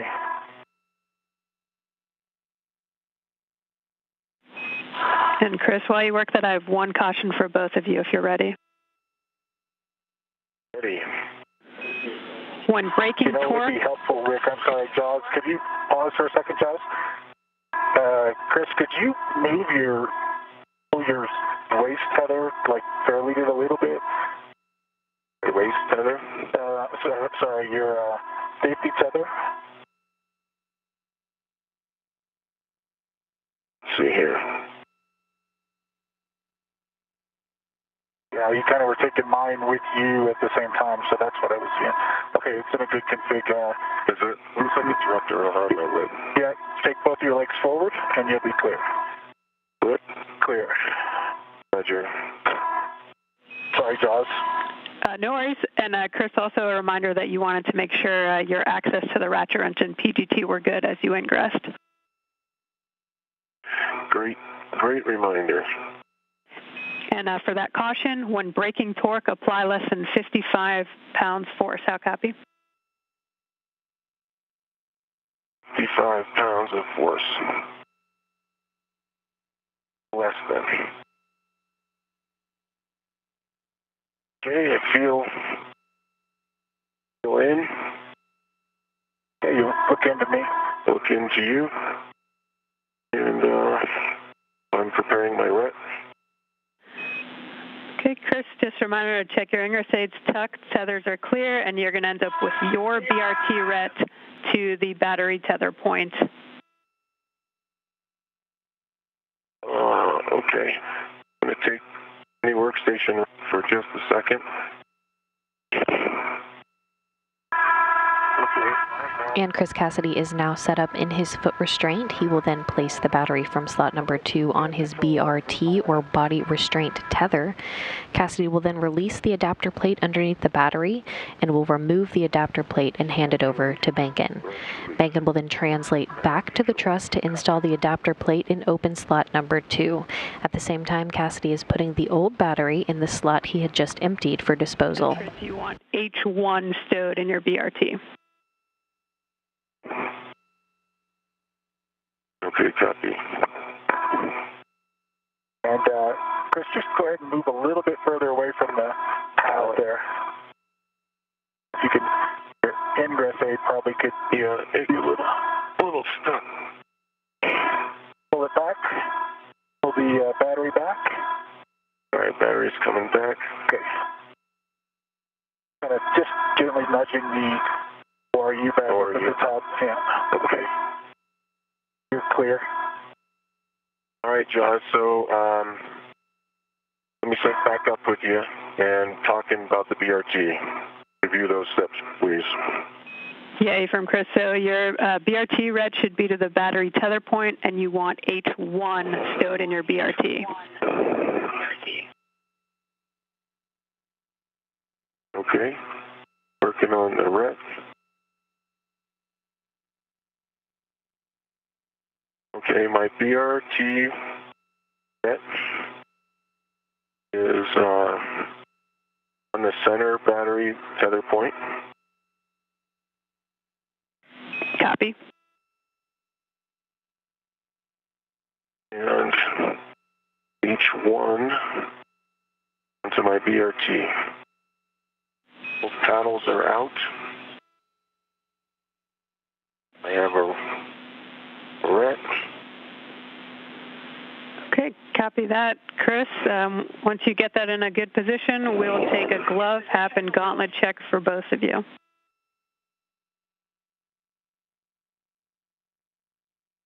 Okay, copy.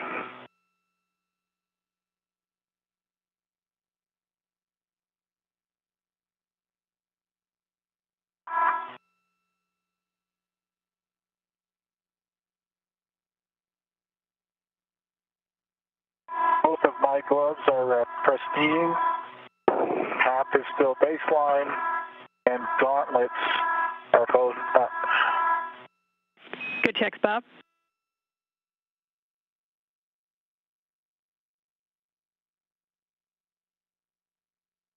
Okay. I have dry baseline. Are in place and up. And no change to the gloves. Great. Copy, Chris. Okay, Chris, you'll attach your... Batteries BRT'd. Batteries BRT'd. Go ahead, John, sorry. Oh, copy that, Chris. You'll be attaching a RET to the adapter plate heater mat tether point. Okay.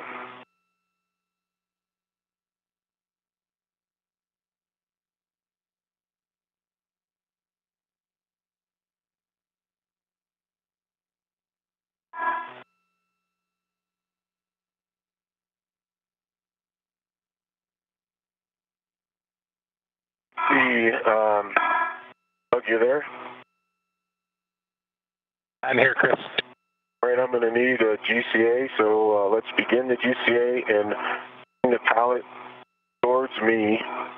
Go with 30 centimeters to start. Okay, towards you, 30 centimeters. We'll need good clearance with your APFR. And just a heads up on that grapple fixture. I think you're far enough to the right to be okay, but we'll bring it in towards you, 30. In towards me, 30. Copy the grapple fixture. That's in sight, and no issue.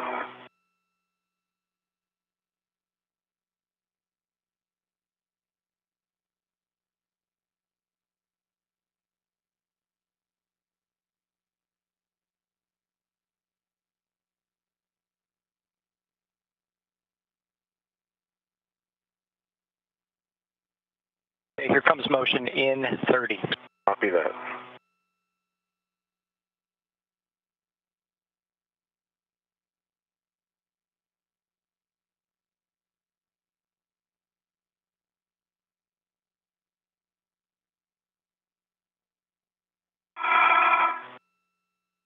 Understand good motion? It's hard for me to perceive it now. I see it. Good motion. Copy, good motion.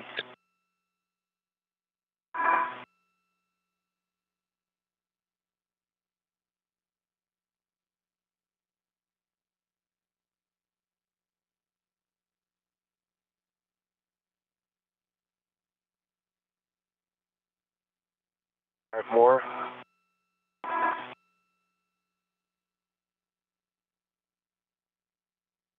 Okay, Doug. Okay, motion stopped. Let me assess before we end it. Okay. All right, that's good. NGCA. The NGCA, brakes are coming on. Brakes are on, you're clear to maneuver. Copy that. All right, Josh, my tether is on the adapter plate. Copy, Chris. You'll grab the ratchet wrench with the hex driver, and you'll be going to H1 first.